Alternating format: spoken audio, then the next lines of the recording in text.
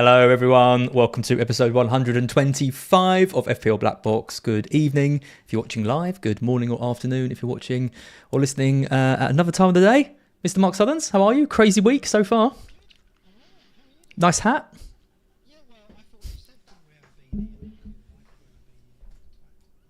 Okay, so well, you've had a haircut and I haven't, which is why I'm wearing a hat.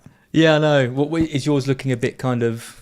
Oh, I don't know really. I've untamed. been wearing it for most of the day, and then I took it off and went, no, I'll just leave it on because it's been quite chilly. But yeah, no, I'm good. What a crazy week. Well, we're going to be talking about Haaland, right? And the impact that's had news. this week. Already got rid of him. It doesn't even matter. I know. I want to talk about that. What else are we going to talk about tonight? We're entering a crazy period of the season, and we're not being assisted really, are we, by loads of suspensions and this, obviously we're going to have injuries this time of year, but the booking situation has got out of hand. We're getting key suspensions every week now. And then this bombshell that dropped, it's just crazy. And obviously the ins and outs of it around, his family and the leagues and that, we've got to touch on that later tonight. So, and you've sold him already, like you say, very interesting. Yeah, he's gone. It's been, I think it's a pivotal week, isn't it? Because I'm seeing teams with 4 or 5 players, of which probably won't play. Like a Maguire injury last night, a Charlie Taylor ban, a Trippier. For some people, that's 3 of their 5 defenders. Yeah. Andy North, for example. And then obviously you've got doubts around players like SuperChats if he starts in Europe, around Matty Cash if people have still got him. And then you've got Gordon. I think Gordon starts tonight. He starts tonight. Yeah, okay. and Dubravka does as well. Yes, that's all right. That's 2 we're a little bit worried about. But then obviously we've got the players up top. So yeah, it's a very interesting part of the season. And if I can get it right, maybe I'll be, not joining you in the top 100k, but getting closer to you in and around the top 100k. Yeah, you're exactly 100 points behind now, I think, or 101 points behind. I spotted that because, these kind of things leap out to me. But it is the time of the season where we're going to see a shake-up because we're going to talk about AFCON and the Asia Cup later. We're going to touch on that for the first time. And we know that's coming as well. So that's going to be massive upheaval. Or is it? It'd be interesting to hear what your approach to that's going to be. A lot of managers have got Son and Salah. A lot of managers are either going to be getting rid of Haaland and then moving back to him. So there's going to be a lot of money flushing its way through our fantasy teams in the next 3 or 4 game weeks. What we do with that, this is a pivotal period. So those who are behind, just say you're like a much vaunted FPL manager and you're 100 points behind your greatest rival. Imagine you're in that scenario, then you shouldn't lose hope. Really. Greatest rival. I don't know about that. No, Alabek's right great. with a comment. Where is the J-Lings apparel? You still owe me a Twitter profile. Why did change. I highlight that? A man who doesn't pay his debts. The opposite of Tyrion Lannister. This is about as stupid as I'm prepared to look. And I think that J-Lings clobber will be going too far, to be honest. Didn't really happen. They've gone under now anyway, these clothing firms, so can't buy it anymore. What a shame. Shocker. Mark, how was the bank heist? Says John Cable. Yeah, I like that. It's a side hustle. It is. Another one. Great. So before we get into it, just want to talk about the Fantasy Football Scouts promotion that they've got going. So you might have seen over on their site they're now doing merch, which is, I believe, something you wanted to do, right, when you were there, or you did dabble, you dabbled with it, right? There's nothing that they're doing that I didn't think of, just didn't have time to do, to be honest. Nothing's new. But if you haven't checked it out already, head over to fantasyfootballmerch.co.uk and look at some of their stuff, because it looks really good. Obviously they sponsor FPL BlackBox, have done since we started 3.5 years ago, whatever it was. Obviously we've both got long histories with them as well. Really happy for them to sponsor us and support them. Membership card. Now, these like gift cards. I didn't think of that. Yeah, so you can gift a membership to a friend, and if you use the code Scout10, you get 10% off. We talked about doing these when I was there as the membership strategy manager. Right. Yeah, and there was problems with like just working out ways in which they could do it through the system, because it was like kind of complicated in the way the system worked, and I don't know, you probably know more about it than I do. They've finally got it working, and now you can buy a Fantasy Football Scout membership for a friend or family member. What What better Christmas present is there? It doesn't surprise me that they've sorted it out and found a solution since you left.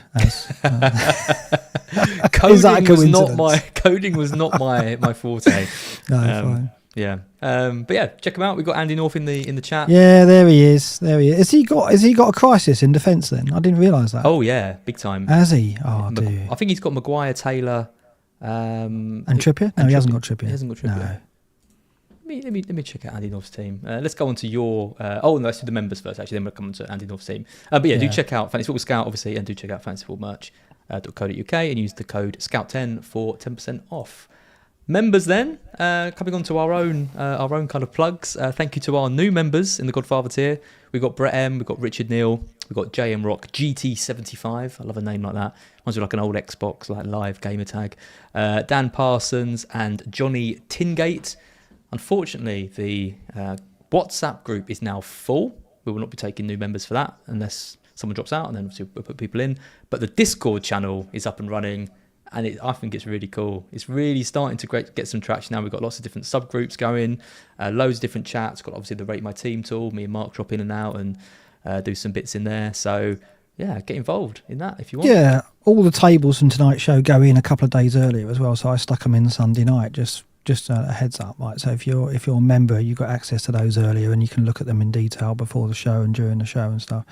And I think over Christmas we'll do a few more of those chat events where we watch football together as a group. Yeah. So that's always fun. Yeah. Andy says he's missed a dig from you, but obviously there's one coming along every couple of minutes. So just stick around, Andy.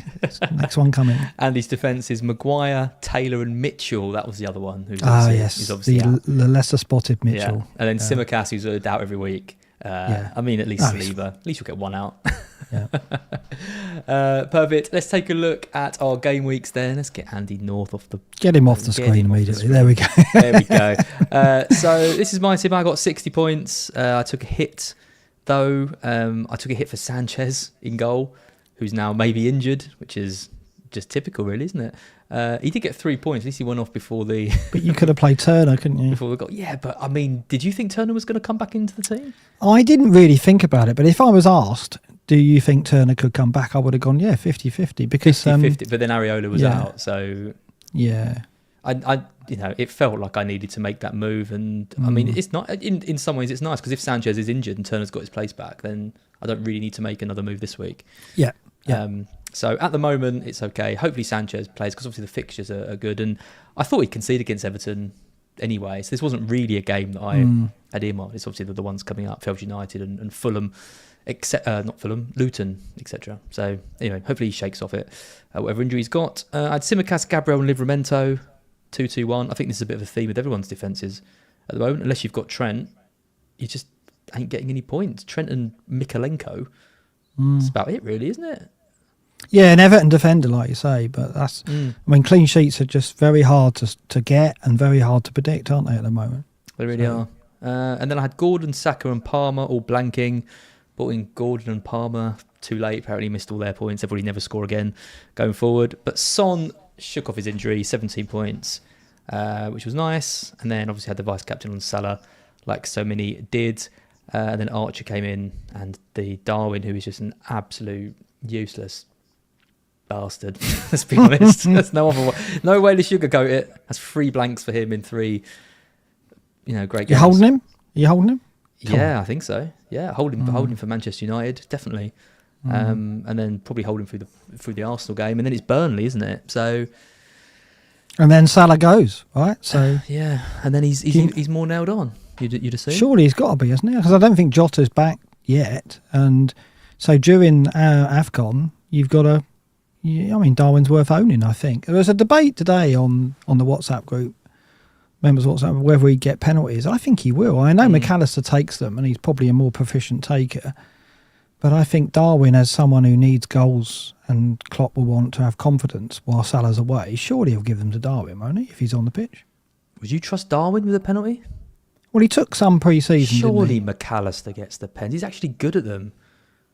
I mean, I think Darwin takes them for Uruguay, I think.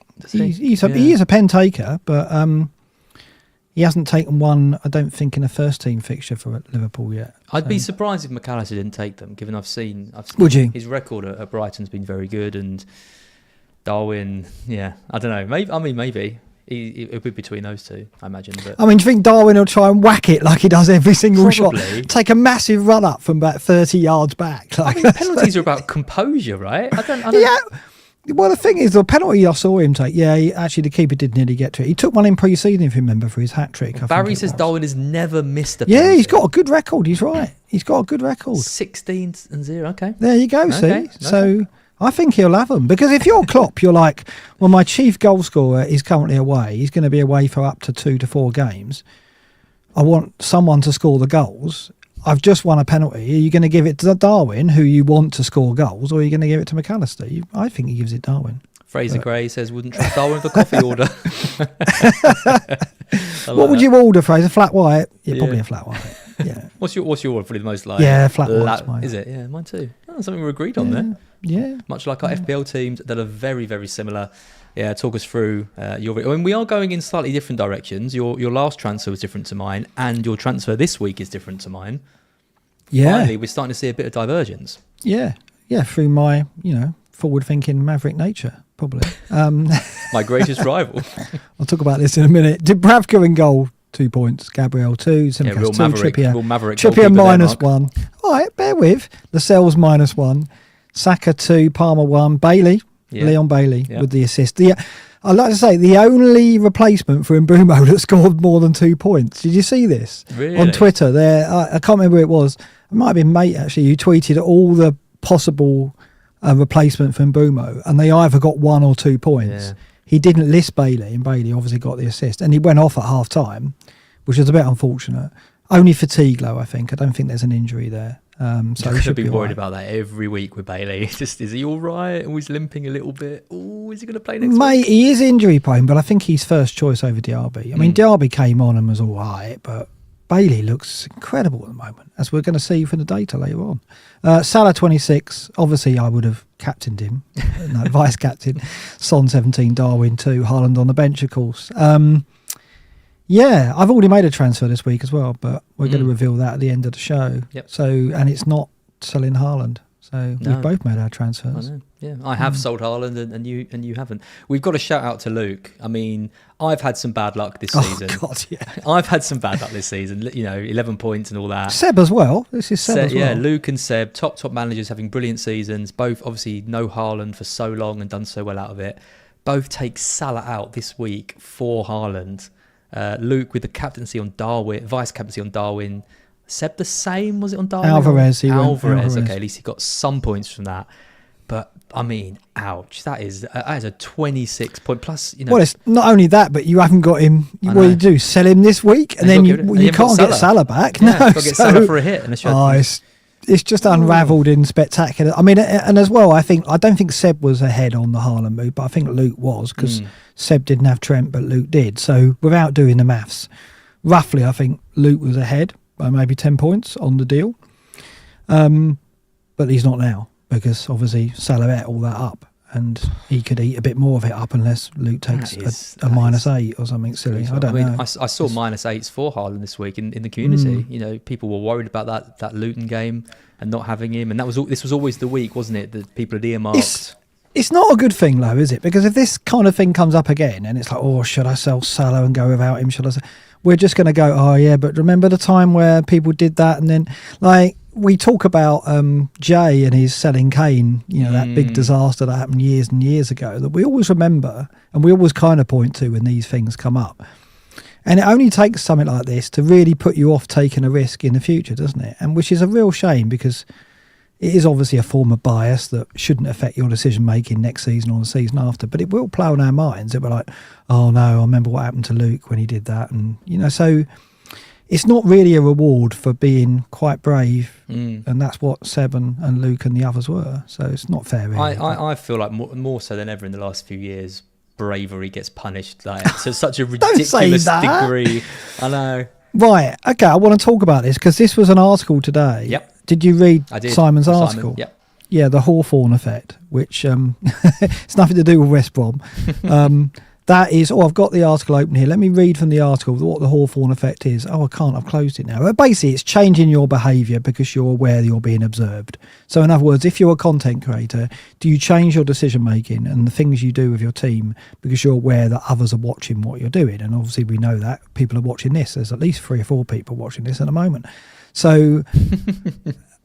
Do you do that, as you're saying there that bravery doesn't get rewarded? Are you therefore saying that you're a cowardly custard and because you're a content creator you wouldn't take any risks? Is that basically what you've said there? Yes. Okay, thank you. Move on. No, honestly, I was reading that article and I thought I do relate to this, but in the opposite way to the way Simon framed it. I definitely go the other way and try and do things that are a bit different or a bit fun. Because, do you? And sometimes I think to myself, even if it goes wrong, at least it will, at least. When was this then? Point to. Are you going to point to a dingo or something? Well, just start the season. I remember I had Watkins in for ages, and then everyone started getting him, and I was like, that's boring. That's boring on BlackBox if I've got Watkins, everyone's got him, so I won't get him now. It was only fun when I went against Batoma because I was like, oh no, I'll go for like João Pedro. Then suddenly João Pedro became really popular. What you're talking about there is making wrong decisions. That's not. Well, yeah, really... of course it is. That is. So you're trying to say that's a big part of the Hawthorne effect, right? It's all your mistakes are down to you trying to be different. Is that what you're saying? Yeah, let's go with that.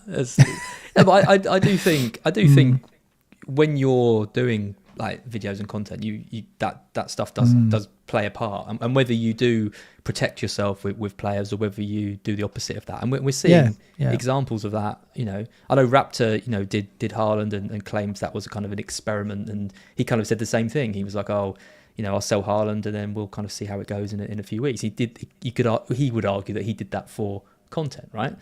I think he just fancied doing something a bit different for his own team, and it might not necessarily matter whether he did the content or not. But I don't know. Like, I don't think. It's not something we do. I mean, I do think I am affected by it, and I do think, like last season, for example, I didn't want to go with a template, partly because that's the kind of manager I am, but partly because I thought, well, everyone tuning into any stream or podcast is going to see the same team, so I'm going to go with something different and go with Son and Kane rather than Haaland and Salah, right? So it didn't work out, but they were good players, weren't they? And I think that's the thing. That's the thing. I'm not saying that we're going with rubbish players just to try and do things a bit different. I'm saying that I think sometimes you might be swayed a little bit more. If we played without doing this podcast at all, and we weren't involved in the community, we weren't doing anything, I reckon some decisions I made would be different. And I think that's what Simon's trying to say, right? Yeah, no, I think maybe that's the case with me.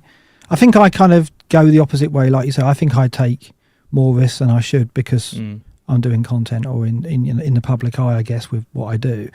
I think if I was in Raptor's shoes or Andy's shoes or Mate's shoes or Focal shoes, as in it's my channel, it's my content, and what I do is it's just about me, I think I'd probably do something crazy. Yeah, I think I'd probably go, well, if I start the season and I don't have these, Haaland or Salah, and I do well, that's going to mean my channel gets traffic because I'm doing something different, and that's an appeal of watching what I do.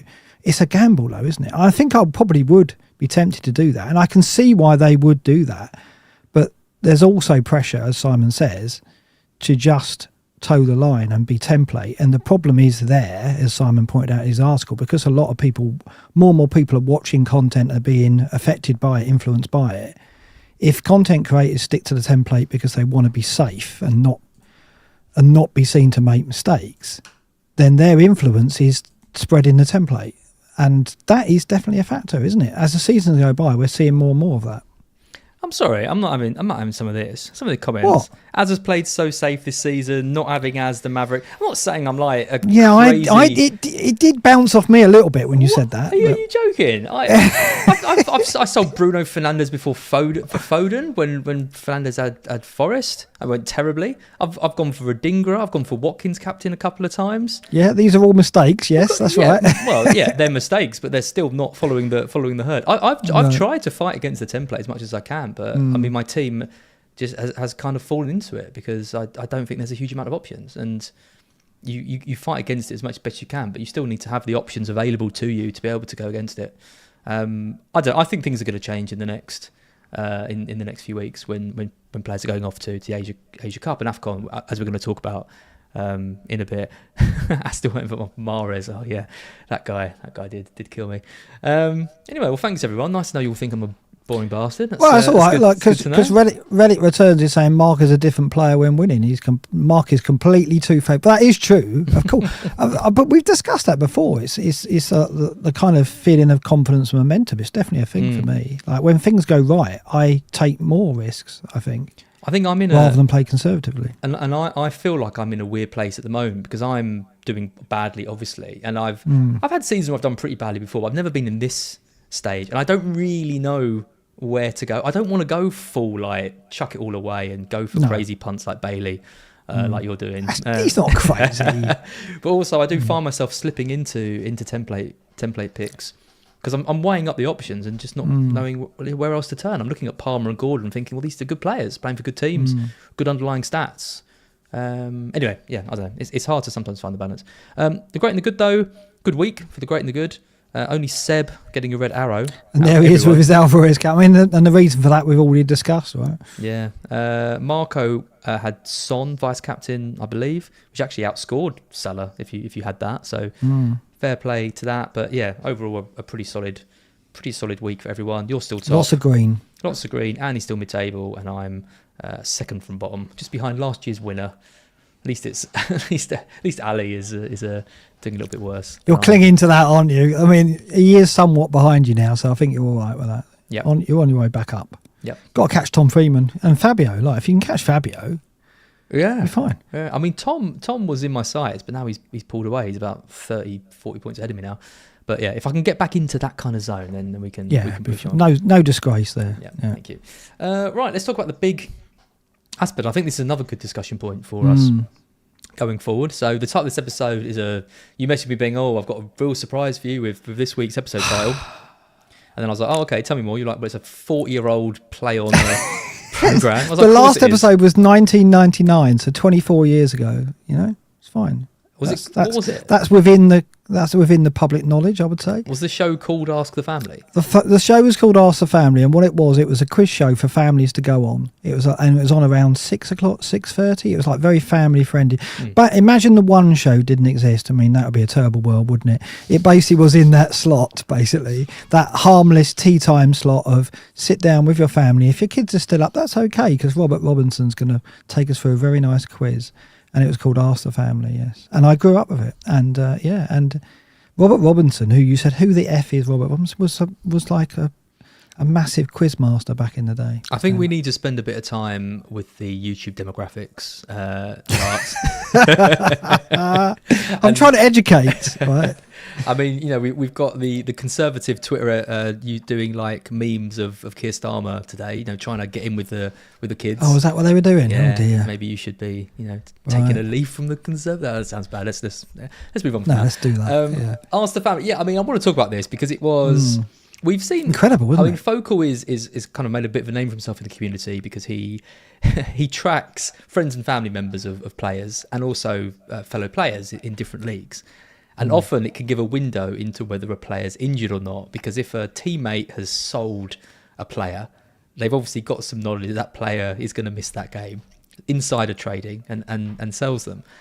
This is the weirdest one and the most exciting one we've ever had, because what happened was we got news after the deadline from FPL Tony, I believe, that Haaland was out. And kind of obviously panic kind of ensued. And then Focal, with some help of a Discord channel and some other kind of members of the community, did some digging and basically found a mini league of Haaland's friends and family. They'd all sold him. So they had. So, I mean, when your dad is selling you in fantasy football, something's happened, isn't it? So that is not I'm missing for 1 week. And his girlfriend, I think his brother, his dog walker, lots of his friends in the same league as well. It was a fella called Smarland who first drew Focal's attention to it on Discord. So Focal wanted to credit Smarland in particular. He DM'd me today to say that. Yeah, incredible, isn't it? And I think, I don't know if the press got hold of it yet as a story. I think it kind of got mainstream a little bit. Yeah, I got in an argument with the editor. You see that? Oh, was the same paper reporting on you? Was it that paper? Because you made the press this year. Daily Star or Daily Mirror, or one of them. Published it without credit, basically. So I know it's been a bit of a row. So I guess we've got to read into this that, well, why would they sell him? Why would his mates all sell him? Why would his family all sell him if he was going to come back for the Palace game? Right, that's the argument, isn't it? But then this week, yesterday, in fact, there was a quote from Pep saying, I don't know if he'll play versus Palace right now. Next press conference, I could be more precise about his conditions. Yep. Now, I was surprised at that because what Pep is saying there is, ask me next time and I might be able to give you some more detail. Now, he didn't have to say that, and I don't really understand why he would say that, because he could have just said, no change in his condition, we're checking day to day, because that's what he said at the weekend, right? Why did he volunteer that he's coming back on Thursday? He actually said he's returning to training on Thursday, and then he said that you can ask me and I'll be more precise in the next press conference. Now, if he was ruled out and Pep knew this, presumably if Alfie Haaland knows it, Pep knows it, why would Pep say any of that? Why would he put himself in a situation where he is going to get drilled about Haaland again on Thursday or Friday? Why would he do that? I think people are looking at... I mean, that even the image we've got on the screen, I think, is misleading. It says Haaland to return to training on Thursday. That's off the City official site. But that isn't what he said. That is not what Pep said. What Pep said was, we will be back Thursday and we see how he feels. No, he said he will be back Thursday. He said he'll be back with us Thursday. Okay, well, if you go on The Guardian... the Guardian are wrong. On The Guardian, he's quoted as saying, we will be back Thursday. Well, let me just go on to the City official site and get the quote, the earlier quote. But I'm pretty sure he said that he'll be back. But this Thursday. is what I mean. You've got mixed things coming from the different sources. Surely the Man City official site but has got to get it right. Even if it's he doesn't said he's going to be back training with us on Thursday. It's saying he's going to be back, I assume, for an assessment of how bad the injury is. Not involved in the squad ready to play on Palace. There's no way Haaland's playing against Palace. But that's not what... Okay, you think that, do you? I mean, you're saying that as someone who has just sold him. Yeah. You're absolutely certain. Well, I sold him because the evidence massively points to the fact he's going to be out for a prolonged period of time. He's not going to be brought back. If he's got a stress fracture on his foot... He hasn't got a stress fracture. So what's he got then? He's got stress to his foot. Pep said in the press conference, do not call it a fracture. Please don't call it a fracture. He said that last weekend. So you've obviously not listened to that, because he made a point to say don't call it a fracture because it's not a fracture. So it's just a bruise on his foot? Yeah, he's got a bruise on the bone of his foot, which could turn to a... It is. That's what he said. It's a bruise on the bone of his foot, which could turn to a fracture unless it's rested. There's no fracture. So don't give me that, because he made a very big point with the press to say that. He said, according to the site, no, he'll be back, I think, Thursday. We'll see how he feels.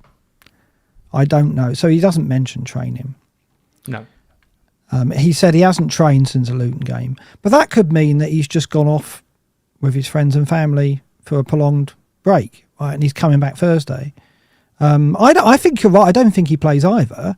I'm just saying the only evidence we've got is the evidence of the fact that Haaland's friends and family have taken him out of their team, and we're presuming they wouldn't do that unless he's going to be out for a prolonged period. And I agree with you, that does point to that.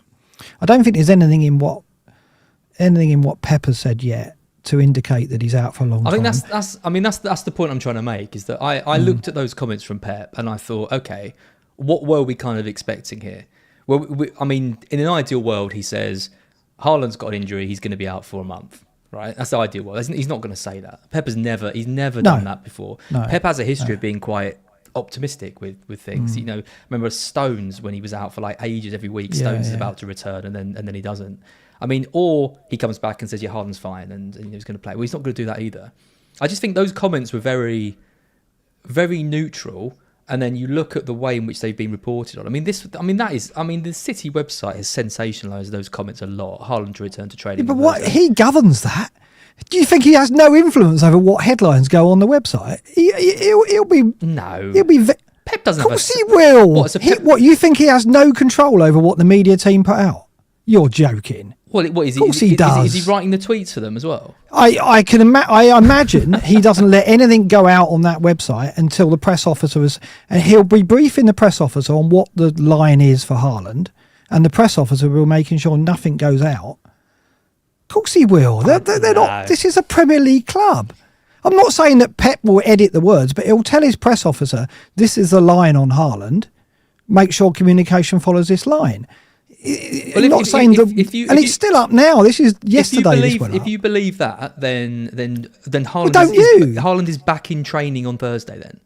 Because that's what. No, that's not what it's. Okay, well, yeah, that's maybe. Literally what it says. That's literally what it says. Maybe, yeah, maybe that is the case. I mean, do you not think then that if Pep wouldn't have read that and gone, oh, that's completely false, take that? I mean, he must have an influence on what goes out by the media. I don't think he cares. You don't think he cares? No. I don't think. Why would he care? Why would he care if we're here debating whether Haaland is going to be training or not? I think Pep is a massive control freak and would want to control every facet of that club, including. But he also doesn't want people to know the tactics for the game coming up, and this is creating a cloud of uncertainty. It might be. Yeah, it might be that's what. All I'm saying is he knows that's out there. He knows that's what's been said. Pep. Or his press officer does, and has signed it off. Yeah, but he's not going to look at that and go, "Oh, we need to take that down." Well, no, probably not. He's obviously happy that it says Haaland to return to training, though, isn't he? Honestly, I don't think he cares. He might not care. I don't know if he cares or not. All I'm saying is I'm 100% certain Pep knows that article is up there saying Haaland returned to training on Thursday. There's no way he wouldn't know that. He's manager of that club. He'll know what's gone out. And I imagine the press officer has either shown him or has signed it off himself and he trusts his press officer. I don't know. But no Premier League manager has no visibility on what goes out on their club website, surely. I mean, they're all going to want. I mean, some of them are control freaks. Some of them, I bet Dean Smith didn't care, but any chance to get a dig in. But yeah, I think, I don't know, it's all confusing. I just don't understand why Pep would say, ask me on Thursday and I might give you more detail. I thought, well, why would you say that? Why? That's like saying, make sure you ask me on Thursday. Surely you'd want to avoid that and just go, oh yeah, no change. I just think it's very interesting that Pep gives a deliberately very vague answer. But that isn't vague. Saying, ask me on Thursday and I'll give you more detail, that's not vague, is it? That's making a promise. He's basically said, I'm going to tell you more on Thursday. And you think he will? You think tomorrow he's going to confirm whether Haaland's out for a while or not? Yeah, I think he will. I think the Saudi trip's probably got something to do with it. I think he's going to come out and say what he always says, which is Haaland really wants to be ready. He's really working hard to be fit for Saturday. Well, if he says that, that's going to make us even more doubtful, isn't it? It will. Because he really wants to play. But then he'll be out for 3 weeks anyway. I don't know. Admittedly, I was completely wrong about the fracture. Yeah, he hasn't got a fracture. But if there's any kind of risk that it's going to develop into one, then he won't play. He won't play on Saturday. Probably not. I will nail down right now. I don't disagree with you. What puzzles me is what Pep said on Sunday was vague enough where he could have just kept that line. He could have towed that line again. He could have said, well, I said on Sunday, we're checking day to day, week to week. So why did he say 2 days later that he's back with us on Thursday and if you ask me on Thursday in the next presser, I might be able to give you some more detail. I don't know why he would do that. Because he's back with them for the assessment, not for not to be part of the squad and be part of training. But again, he doesn't have to tell us that. He doesn't have to tell the He could have just said, oh, no change really. He's coming back to the club later in the week, but we're assessing it day to day. But he didn't. He gave us more detail. He's a dickhead. Okay, right. Case closed. Pep's a dickhead who doesn't read his websites. Yeah. I don't know. I just find it. I found that was a bit strange, and it made me think might be a chance. It might be that player wishes might come into it. Haaland will want to play, won't he? So I guess the assessment. I mean, I agree with you. All the evidence points to his being out, and a lot of credible managers have sold him. You've sold him as well, and so I think it's fine. I think it's fine that you've done that, but I'm going to hold because I've given myself the opportunity to do that. And I would recommend that people hold until we hear from Pep. Yeah, I mean that's definitely the play now. Yeah, and it is a more stressful week than I maybe envisioned it to be. Have I added to that by telling you it wasn't a fracture? You really should have known. No. I mean, Pep did, didn't it? Because if as I said, in an ideal world, you want Pep to come out and say he's out for a month and we're going to be without him, but that was never going to happen. Anyway, we've been on this for ages, but yeah, it's another weird thing within FPL, isn't it? Where suddenly this little thing that started with Focal finding players in teams has now expanded to the top striker in the league's dad having sold him, and now suddenly we're all convinced he's out for ages. I mean, it's ridiculous. Well, that's the other thing. It's like, I wonder whether the club will be aware that information has got out about Haaland's likely condition through FPL. I wonder if that will become a thing, because obviously Dean Smith did become aware of that with Grealish, didn't he? So I wonder, I presume City will have people on social media would have seen this and spotted it and gone, oh, look, fancy managers have sold Haaland, presuming he's going to be out a long time, because they've seen that his father and his family and his friends have all sold him. That's a thing that we've got to be aware of. Again, you know, Premier League clubs need that level of detail. So people might laugh and go, "Oh, they're not going to care." They don't. They do. I mean, like the Premier League is such big money; they're going to care about every little thing. So if they think now that news can break about the severity of an injury based on family and friends, then they're going to probably take action against that. I'd imagine. Also, in some way, I was thinking as well from a fantasy Premier League standpoint. I mean, obviously it's completely ridiculous and it's not going to happen, but hear me out. Say Alfie Haaland won FPL, right? And he's done that with insider knowledge about Haaland's fitness and knows when to sell him and when to not sell him, when to captain him because he might be benched and all that. Surely that presents a problem as well for the integrity of the Premier League. It's not just Haaland, right? It's obviously hundreds of players and people that have this kind of knowledge. Is that that could become a big problem, I really worry. Right? I really worry about this, in that FPL could be won any year from now on due to the winner having a bit of inside information. And it was last year with the leaks around Kane. Around Haaland again, wasn't it? Because Haaland was benched. Because obviously the final game of the season is always 3:00 kickoffs, all of the matches, right? So you can get leaks on every single player playing simultaneously on the final day. So it is entirely possible now that leaks are more prominent that could decide where the FPL crown goes. And what would be worse was if it was revealed post the award of the title to an FPL manager that they won it because of inside information. If someone came forward and went, yeah, look, here's my DM to that person telling them about the leak, what would happen then? I mean, that'd be pretty awful. Yeah, absolutely.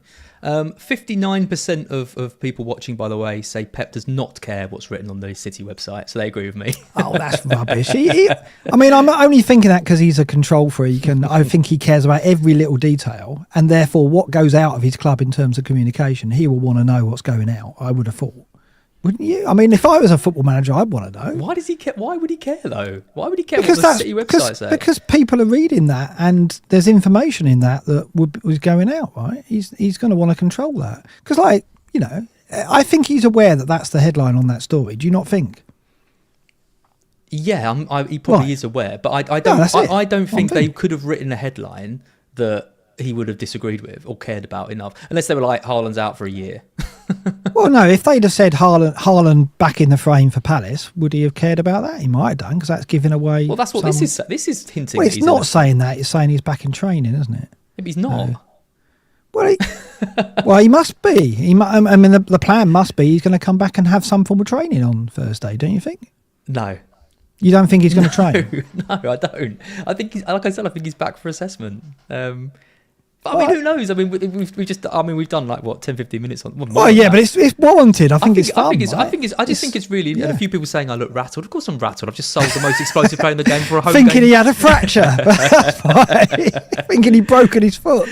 No, the fracture, the stress, all that stuff doesn't really matter. I think the main reason I sold him. Well, the main reason I sold him was because I think he's going to be out for a few weeks. And he blanks, of course. Right. Yeah, and if he didn't have the blank, then I think it's maybe a harder sell. Thank you to Kenneth for the super chat. Pep just wanted to start a row in BlackBox. Thanks for the entertainment, boys. I'm with Haaland out camp for this game week. I am too. I'm just winding Az up. But, You've still got him though. You clearly know something. You put the call in. I don't know anything. I have no inside information on this. I just think that it pays to be able to leave it to the last minute, doesn't it? That's what you should do. When you start on Captain Haaland this week, we'll be coming for you with pitchforks. Well, if he trains and there's pictures of him training and Pep says and leaves the door open, I'm starting and captaining. No, I'm going to start. I'm not going to captain him, not with United with their injuries. I'm definitely captaining Salah. Yeah. Oh, amazing. Right. Should we talk about some other stuff? Yeah, let's do the usual stuff. We've only got, another 2 hours to go yet. So I could talk about that all night, to be honest. It's great stuff. Niall Plume has just joined the FPL BlackBox tier. Before we get into FPL stuff, I just want to give a massive shout out to FPL Juice.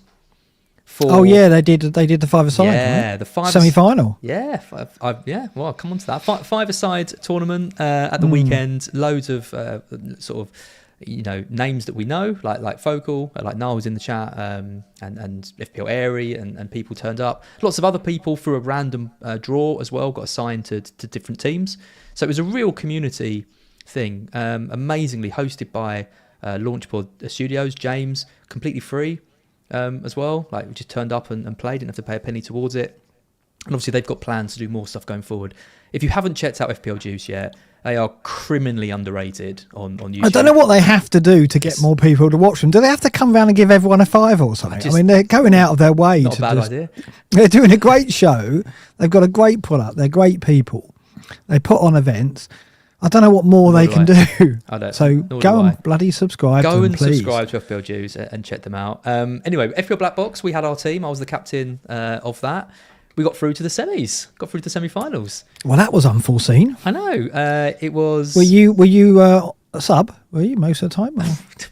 Please, I was the key man. Thank you very much.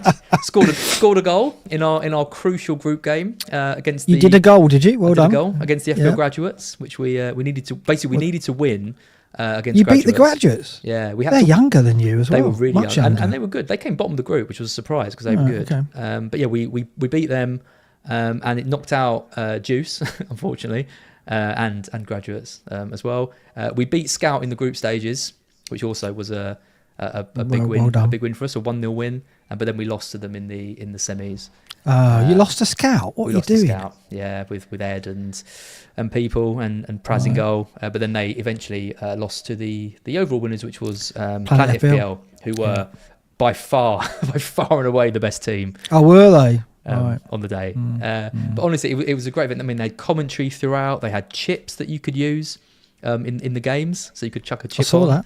Yeah. Next goal counts twice. You had one to disallow an action, a goal, or something like that. Yeah, it was honestly, it was just a brilliant day, and I'm just really pushing it now because I think if there's opportunities to go along to some of these Juice events, do it because they're so much fun and they put so much work in. Anyway, there you go. All right, let's go. Let's talk about some actual We've got football. 15 minutes until everyone floods out of there watching this and goes and watch the Newcastle game. So let's get the good bit in. Remind people about it. Actually, well, I'm going. What about you? Yeah. Well, we've got everyone. Do like this stream if you haven't already, and do make sure to subscribe to the channel too before we lose. Yeah. Everyone. Does Pep care about FPL Juice, says Disaster on Wheels? He should do if he doesn't already. Right, let's look at some defence data. We're going to focus on last 6, I think, now going forward.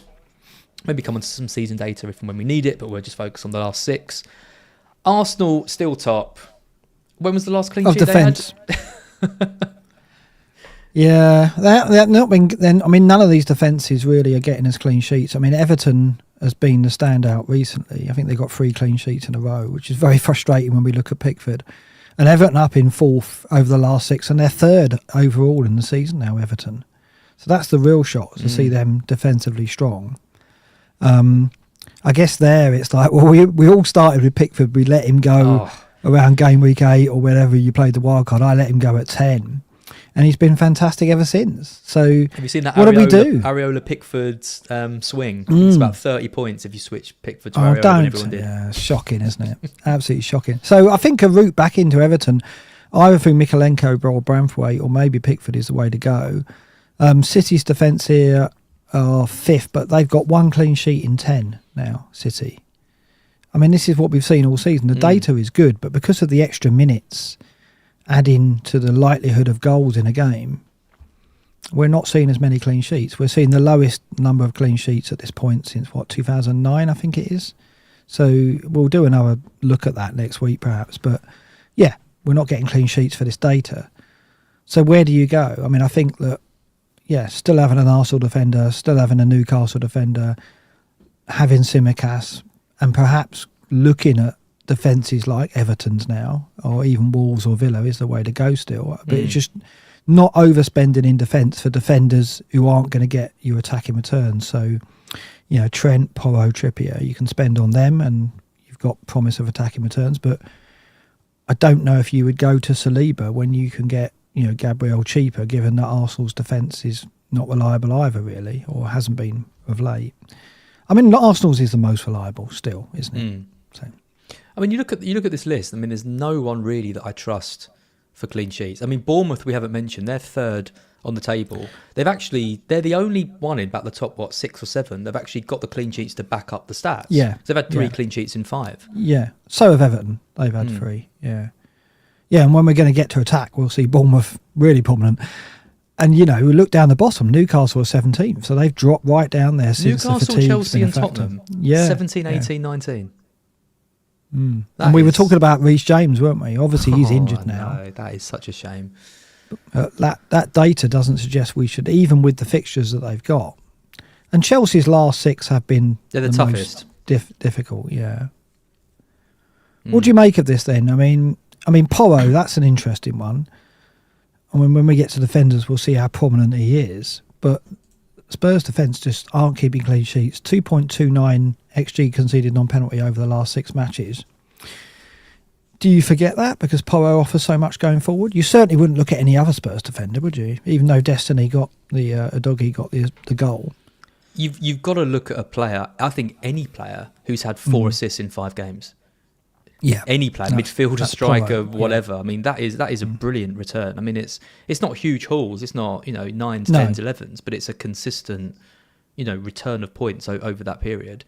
The fact he's playing in defence, he has a chance of extra points. Not necessarily he gets them, but if they do keep a clean sheet now and then, he gets those extra points, and the attacking potential's up there. I just think at the moment we're seeing so little in the way of defence and these kind of like boring-ish players like Saliba, like Gabriel. If you've got Gahey, Cash isn't playing. The upside picks are there in Trent, Trippier and Porro, right? They're the 3. But you can only really have one of them, I would say. Well, not if Haaland's out for a bit. This is it, isn't it? Should we get on to that? Because I don't think we've touched on it. Well, and also with AFCON and the Asia Cup starting as well, we're going to have... but are you... We'll get to that, and I want to ask you what you're going to do. Are you going to spread the funds enough to do that? Right? That's the danger, isn't it? Yeah. Anyway, I think Trent is just looks great because Liverpool was 6th on this data. He's getting bonus points even when they're conceding. He's then got the attacking threat as well. I think he's the pick of the 3. If you're saying you can only pick one, I think Trent is the one to go for the biggest potential of the upside. Because Porro's going to tick along, but Trent's going to be there with the double digits, in theory.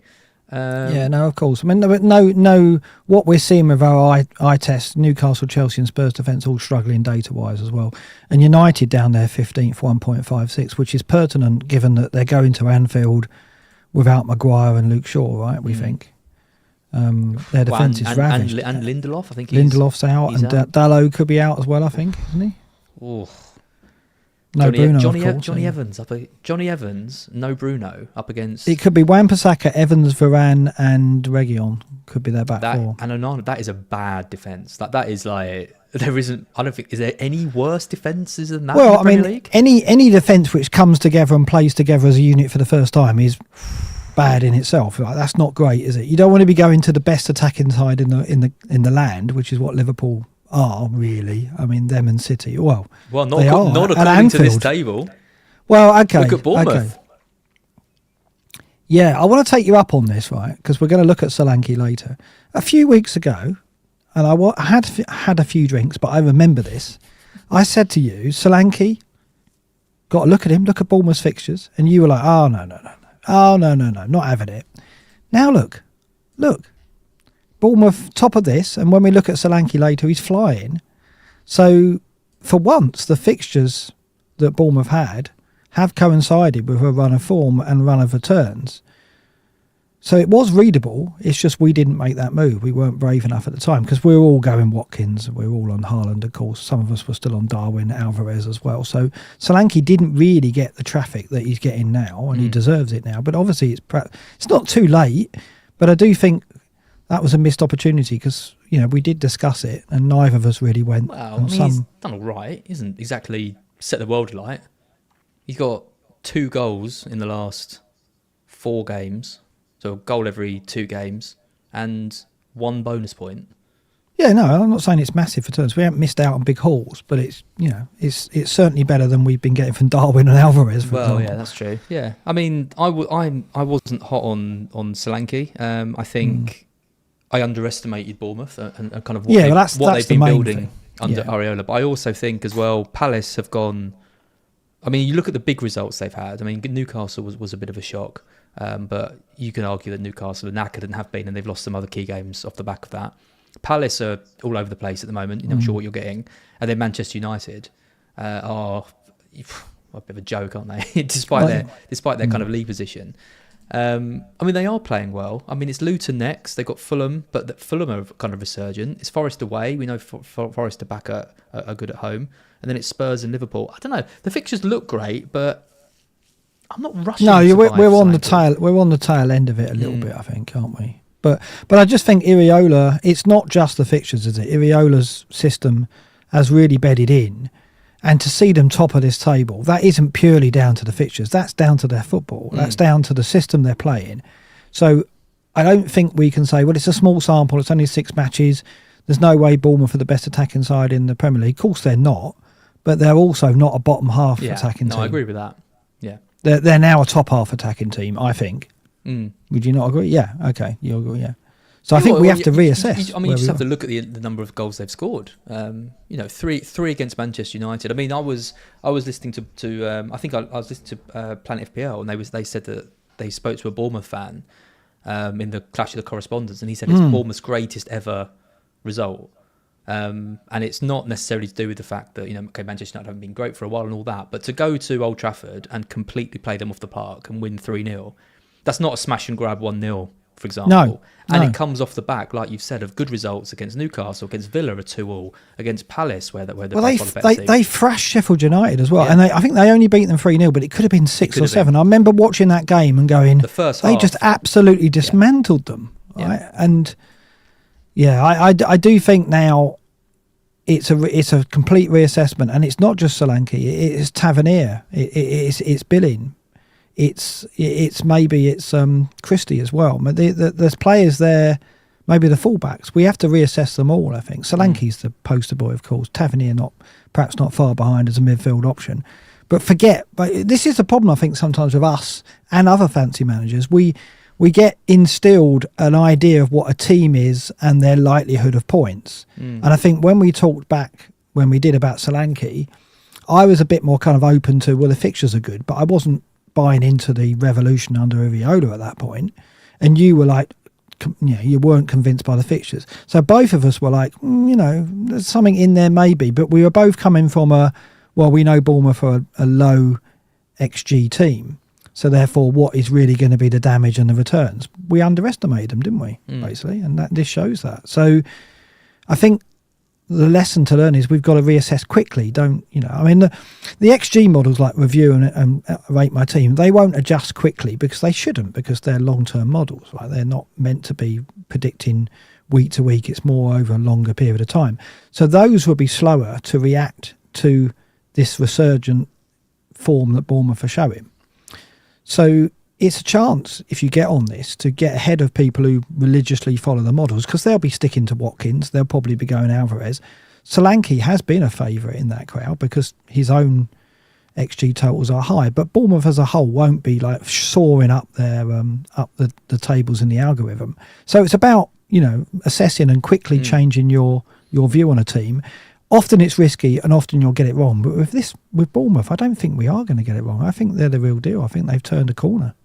Yeah, no, and I agree. I mean, it's just the, I guess and that's, I think Solanke is kind of the key man in that. I mean, Fulham are the other team, aren't they? I mean, they have a big result like the 5-0 against Forest, and everyone thinks, oh, okay, that's a one-off, that's a freak result. They haven't been very good all season, and then they follow keep doing it with another 5-0. And you look at these stats and you think, okay, they're 9th on the table despite the 2 big 5-0 wins. I mean, we've talked about Bournemouth and extending, the way we see them as an attacking side. Does that extend to Fulham as well? Do we need to start looking at, Jimenez, for example, is now being looked at as a really solid third striker.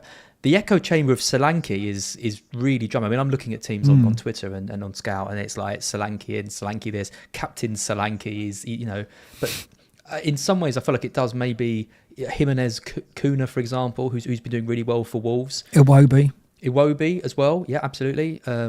Plays like Decore as well at Everton. There's lots of good. Yeah. There seems to be hopefully some more picks emerging. But this is it. I noticed that Mate put in the week about this season being one of the dullest. I do think we're just turning into a period now where there are opportunities to take a risk. I mean, I took a risk on Bailey, some would say, but I think you're right. Iwobi, Decore, Kuna, Jimenez. These are players that aren't going to be fancied because of what they've achieved in the past, and models aren't going to suddenly have them shooting up the rating, so they're not going to be jumped on by analytics people, so to speak. So I think they are going to be somewhat under the radar, and they are a risk. Of course they are. Alex Iwobi, I mean, do we really think he's now becoming a... But if you want to really tilt, if you really want to push it, there are opportunities. I think there are some players where you can go... I'm not saying go mad, just get one in, or, there is that chance to break through the template and find that player who could turn your season around a little bit. I'm going to mention one. Right. I'm going to mention one now. You're not going to like it. Go on. What do you reckon, Richarlison? I agree.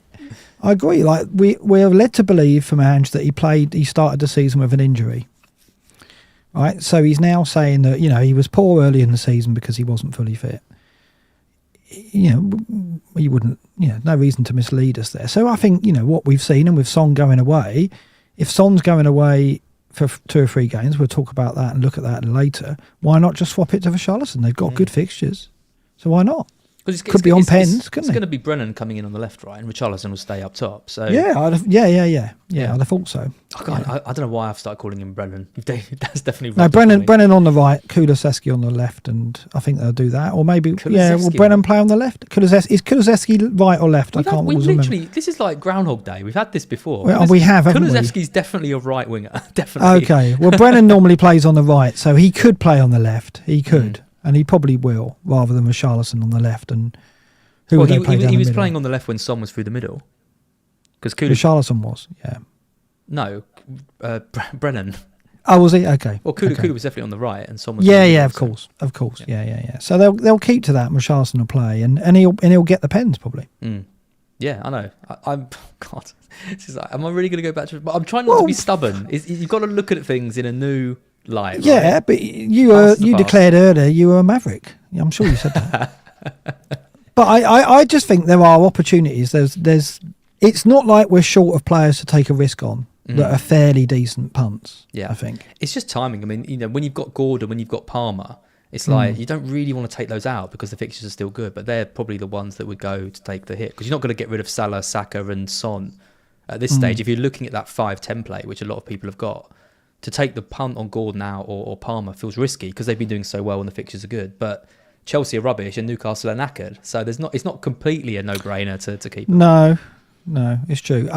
People point out that Kulusevski played the 10. He did play the 10 on Sunday. Yeah. He was good in that role as well. So because they had Son and Brennan and Richarlison down the middle and Kulusevski in the 10. But obviously when Son's not there, what will they do? They'll probably move Kulusevski back to the flank and. Well, they don't really have anyone else who can play on the left, right? If Son's going, Richarlison could play on the left. Hill can play there, I think, can't he? Yeah, true. So maybe, but he's not strong enough to start, I don't think. So it'd be interesting to see what they do. I think that when Son goes, Richarlison will stay down the middle, though. That'd be my take. Yeah. I just think there are opportunities now at a time when we're going to have a lot of money and we're going to see a lot of. I think we'll see variance across many teams now. So it's a chance for managers to catch up if they make a few good decisions. I mean, that's always the case, but it's not always the case that the template. There's options to go beyond the template, and I think there are now. I mean, all season, I think Mate is right. It has been the template has been strong, and I think there hasn't been many opportunities to go against it with some degree of, not certainty, that's the wrong word, with hope. But I think there is now. I think we're lucky at the moment. There's some players on the outskirts of the template that have raised up, that have become serious propositions. Well, like Hwang as well, for example. Yeah, could be. On pens. Well, he's away though, isn't he? Yeah. Oh, that's true. It would be. I think it'd be really nice if we had a wild card in Jan. Like if we had like we had last year. Yeah. But we don't. So there's no point in. No, and we didn't save our wild cards, unlike someone who have. So yeah. Can't believe some people have still got those.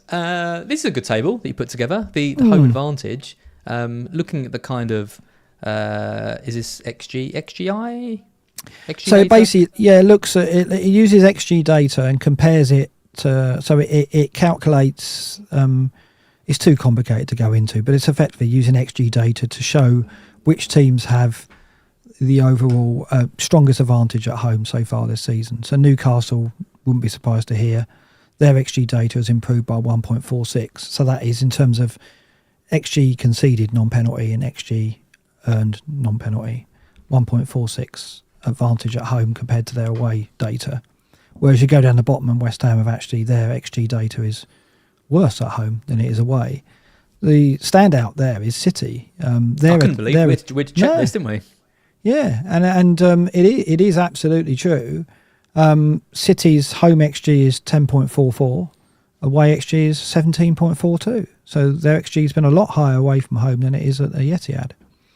I don't know what the skew of matches played is, but it's not to that degree. But clearly, they're not as strong at home this season as they have been in previous campaigns. So. We're not investing in City necessarily at the moment until we know about that double. But that double is 2 home games, right? You're not going to You're always going to invest in City at home. That's fair. But it's surprising to see how strong they've been away from home.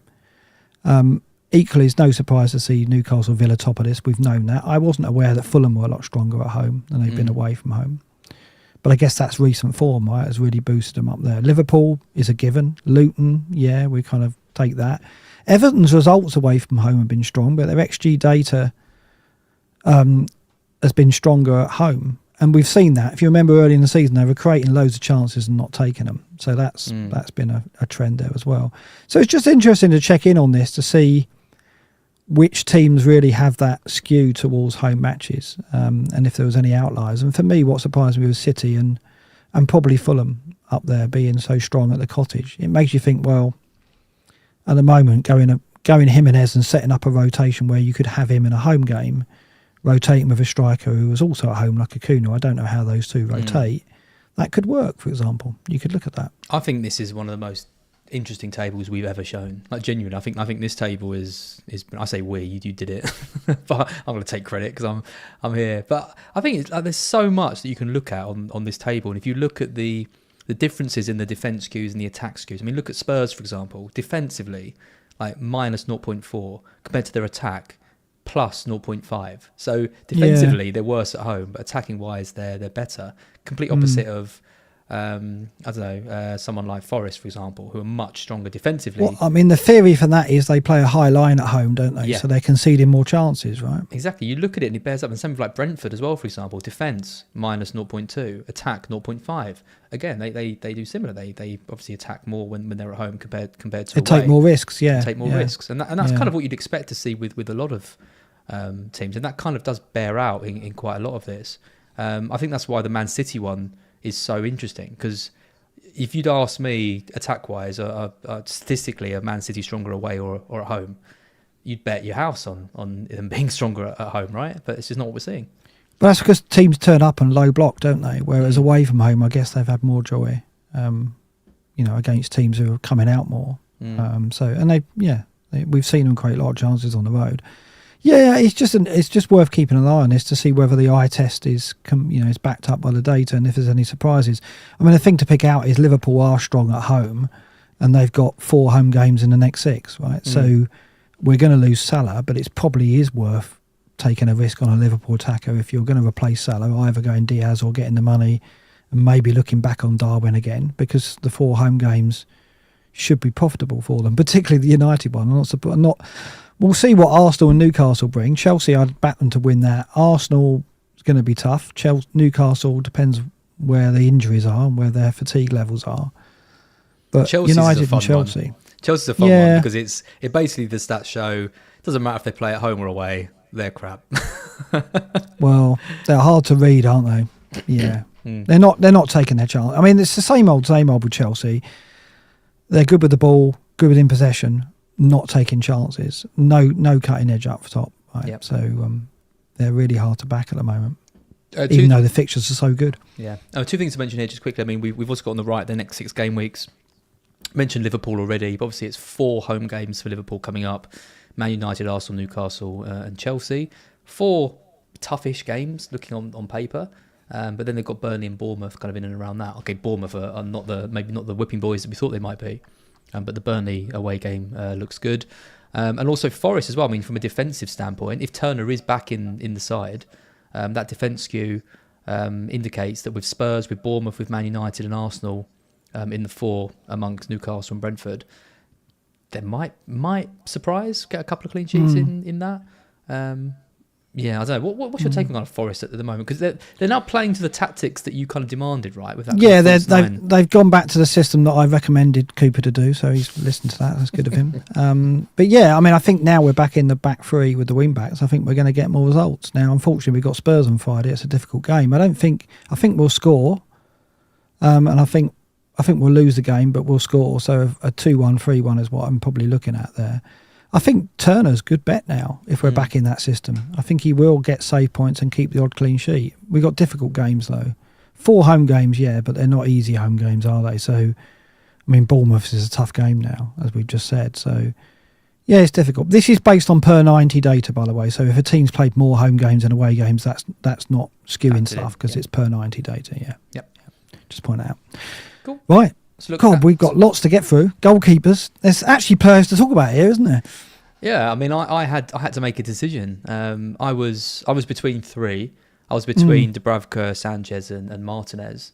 Martinez was 4.9. And I was like, ooh, that could be a chance. And now I look at it, I think, well, okay, they've moved Konsa to right back, and they're playing a bit more defensively. But I didn't do it. I went for Sanchez, and now I'm looking at those 10 points and thinking that's another opportunity kind of lost. But here we are.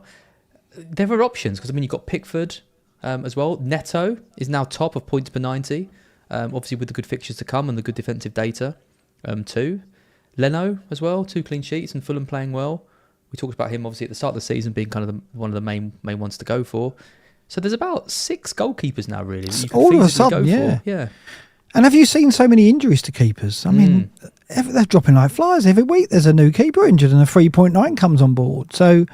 Yeah, I think Neto with Bournemouth's form has got to be considered now at 4-5. Sorry, Mike, just quickly, a few people saying there's a bit of an echo. That's coming from your headset again, I think. Yeah, I'll lower the volume. Manage to turn me down a little bit. Yeah, I mean, Neto with Bournemouth's form's got to be worth a look, I think, because he's always going to be in the hat for save points. He's only averaging 2.80 saves per 90, which is surprising. I thought he'd be higher than that. So perhaps he isn't the BPS magnet you'd expect. 13.8 is pretty low. So what that tells me there is that, if you're getting Neto, it will be for the clean sheets rather than bonus necessarily. Pickford we've got to look at, I think, looking where he is here, because we know, he's capable of getting save points. But again, his BPS is only 14.0, so that's not high. You're right about the Villa defence. I do think now with Konsa back at right back and cash out the team, Tillerman's in the 10, they look a bit stronger defensively. And we've seen them win 1-0 against Arsenal and 1-0 against City. So 2 very strong attacks, and they've kept clean sheets in both. We've got to react to that, I think, by looking at the likes of Pau Torres, Konsa, or perhaps Martinez. I mean, Martinez at 5 million is a stretch, isn't he? But if you look at his BPS per 90, it's, second or third here? Yeah, second or third to Dubravka and Leno. What do you think about Leno again? I mean, it's like the one that got away, isn't he? We've all talked about getting him and none of us have actually gone there.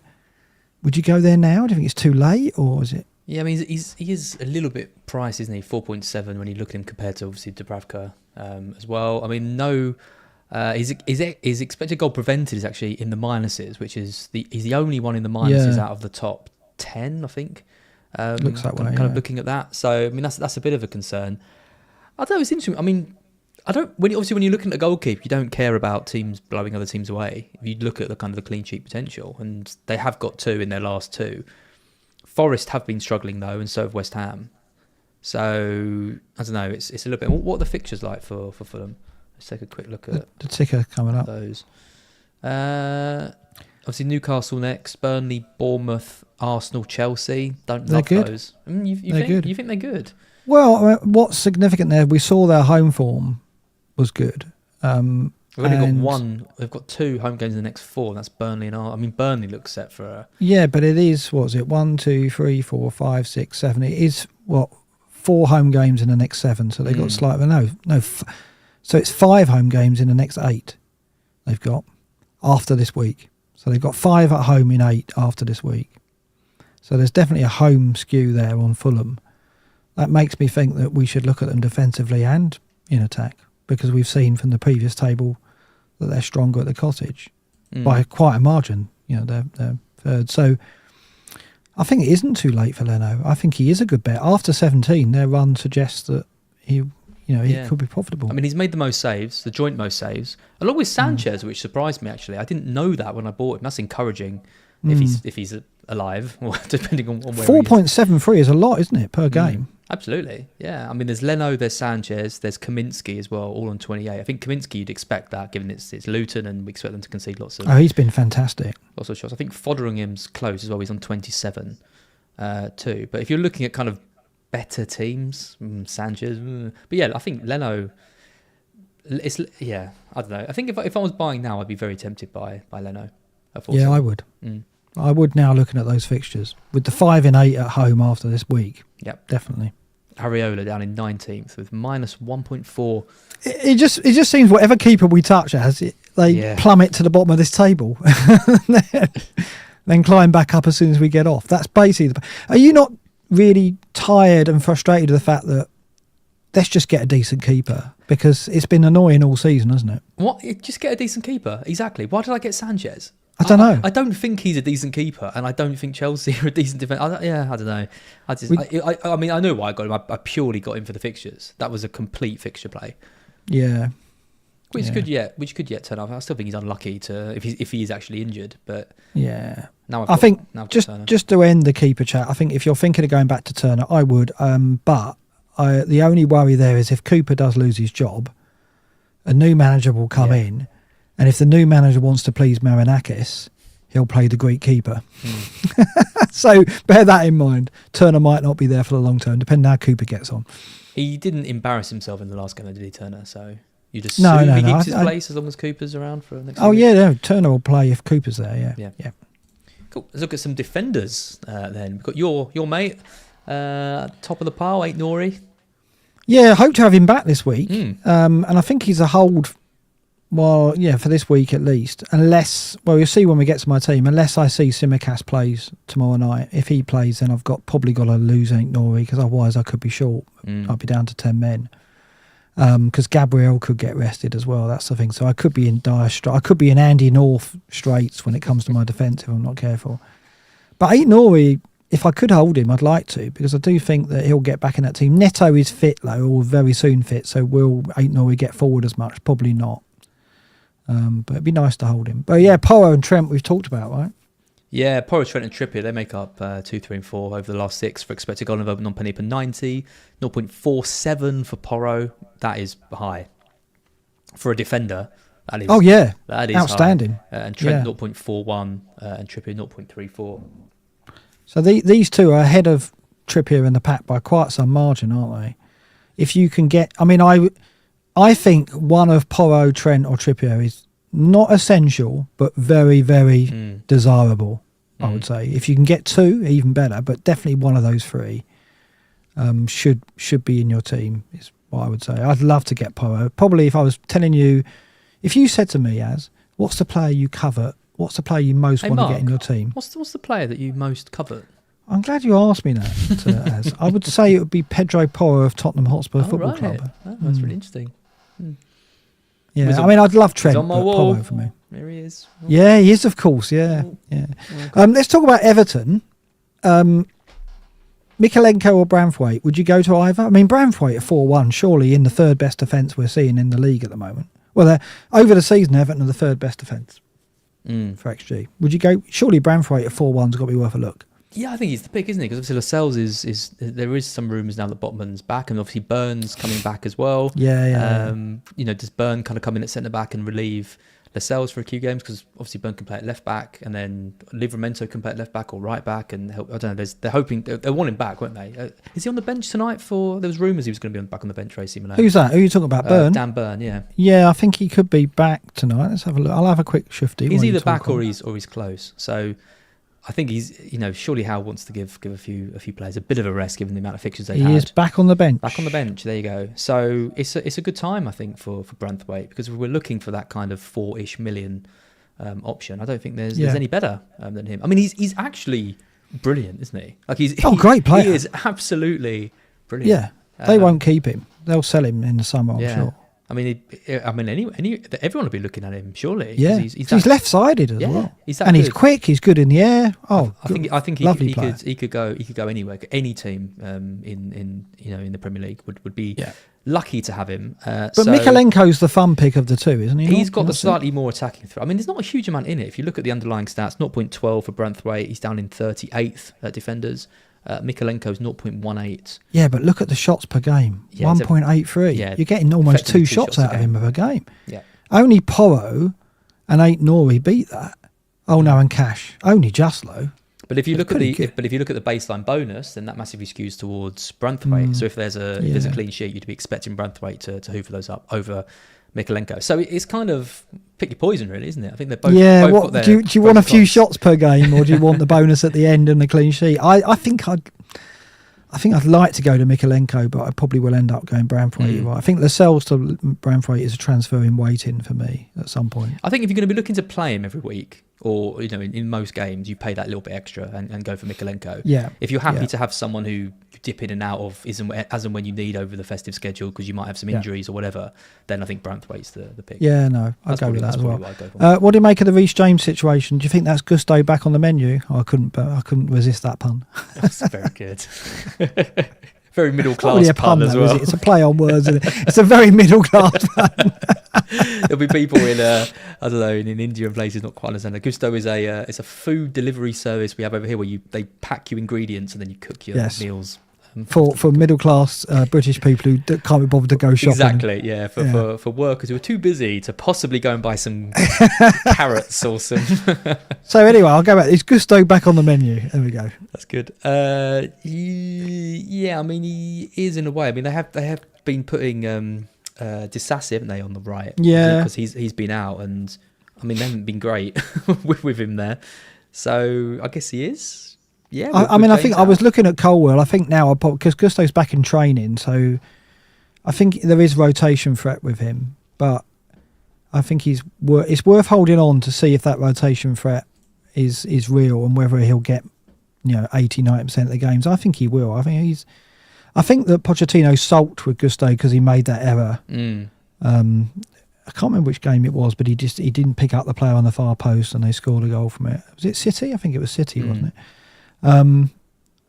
But I think Gusto's probably it must be first choice because he's a natural right back. So I think he's worth holding on to see if he's a factor again. Because James is done, isn't he? Yeah, James's season has gone. That's it. For another 3 months on the sides for him. I mean, Cucurella's got a doubt as well, so that's going to push Colwell out to the left. So that means a centre-back partnership of Silva and then one of Disassi or Badiashiel's kind of come back in as well, hasn't he? For a bit. That's when Disassi can play on the right. I don't know, there's a little bit too much of a risk. And also Chelsea aren't getting the clean sheets anyway. Like, I'd go for Branthwaite over Gusto, I think. Yeah, I know, but there's an opportunity to go 2 budget defenders here, isn't there? I think. I'll stick with good old Kabore. Yeah, get rid of Kabore. Have you got rid of Kabore yet? No, we'll stick with him. My lovely little Kabore. It's a good lad. Okay, right, fair enough. Let's move on. Should we look at midfielders then? Yeah, so we've got the one I can't pronounce, Sarabia. There you go, got it. He's top, XGP 90 of 0.91, but just 2 starts in the last 6. Then we've got Salah. Then we've got your new friend, Mr. Bailey. He's in 3rd. And then we mentioned Iwobi earlier. He's in 5th. Yeah, fantastic. 0.58. I mean, is he the pick of the Fulham? I mean, it's because you could make a case for Pereira, for Iwobi, for what's his name? Kearney, William, or even Tom Kearney. Yeah, he's down here in 44th, 0.32 XG on penalty per 90, which you don't expect from Kearney because he's quite a defensive player. But 3 assists and a goal in his last 3 starts. So very strong since he got back in the team. I like Iwobi. I like his involvement. He's not on set plays though, is he? So you're right. I mean, Pereira is thought to be on penalties, isn't he, as well? So perhaps you do go with him and don't go with the XG. I should have highlighted him actually on here as well, but I presume he's well out of the 30. I do like Iwobi. I mean, I did like him at Everton every now and then as a little punt, but I don't think there's anything wrong. I mean, there's Tavernier highlighted here as well. Garnacho and McTominay, I think you avoid. I mean, personally, I'd want to avoid United, but I think if you look at McNeil, Decore, you look at Tavernier, you look at Iwobi, and you look at Bailey, I think there's 5 players there, all around similar price, who I think if you want, I don't think you can turn around and say, oh, it's all template and there's no players that are around to break. There are. There's those 5 players. If you go with one of them, you might hit the jackpot. Now, which one do you go with? I'm with Bailey, so I just think the data and the eye test, but there's real rotation risk on him. If I was going to pick my second choice, I'd probably go Tavernier. If you haven't got Solanke, I'd go Tavernier. Yeah, I like what do you Tavernier. think? 2 goals, 2 assists for Tavernier. I mean, no midfielder's got more goals than Iwobi over the last 6. 3 goals.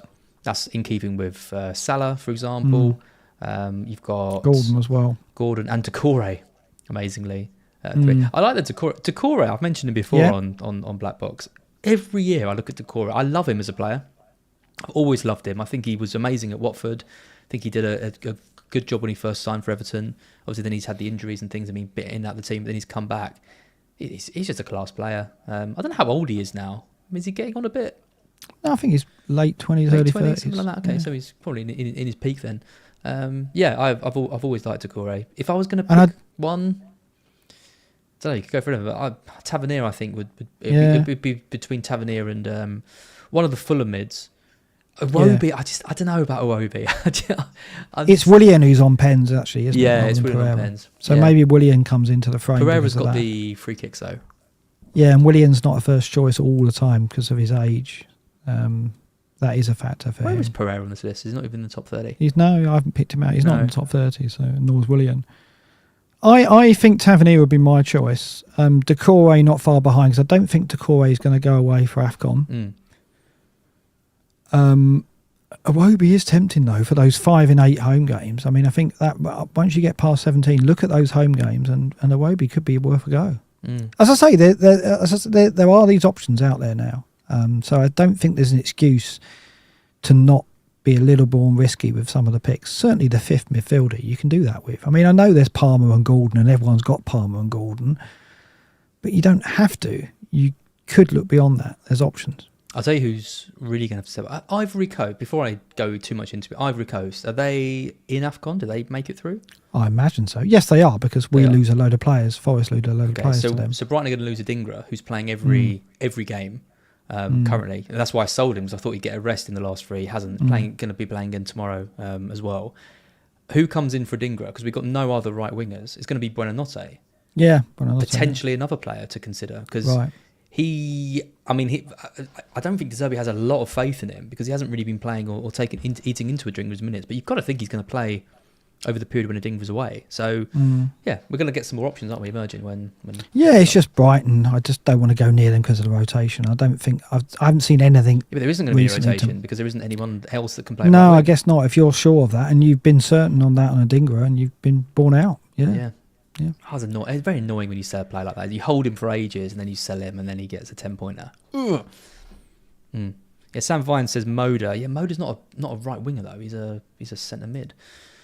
I mean, Veltman could play there, couldn't he? Also, Moda's been out for about 2 years, so that'd be what's bringing. Yeah, I don't know. Maybe Benati's a bit too much. I mean, we just mentioned AFCON and the Asia Cup. This is from Rob do you want to raise that table and show the credit on the? Sorry. So I replaced it last night because Rob sent me a new version.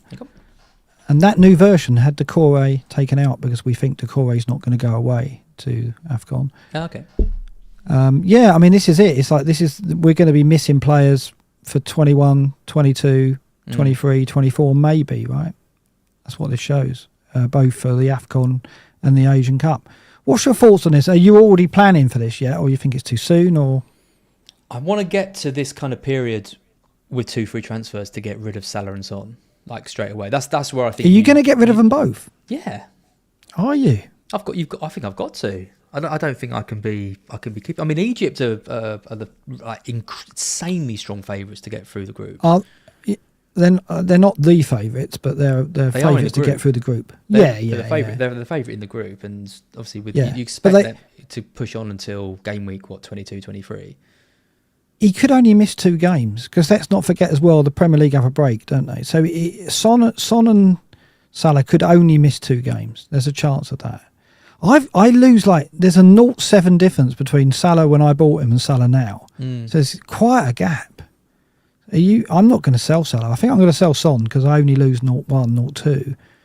But to sell Salah, don't know if I want to lose that. Yeah, it's. I mean, because you had him right at the start, didn't you? I got him a bit later, so I think it's probably only about 0.3, 0.4. Right. For me, I mean, I think I got Son quite early. So it's probably more. I'll probably lose more on bringing Son back than Salah. Yeah, I mean, you look at this. I mean, just the chart for the podcast listeners. So game week 21 is obviously when this kind of kicks off. I mean, there might be a little bit before that as well. Is there a kind of some friendlies, isn't there? Some friendlies and things. So yeah, but anyway, so game week 21 is when they go. Ends in game week 26. So if your Salah or your Son gets to the final, they're going to miss 6 game weeks in total. You'd expect Son to make it quite far into the tournament, right? With South Korea? They're 5th favourites, I think. They're not the favourites, okay. Yeah. Got a strong team, though, with Wang, with Son. We've seen them. Yeah, so if the winner, if you've got a player in the winning team, you'll probably miss 4. You'll miss 4, you'll probably miss 5, is what they're saying.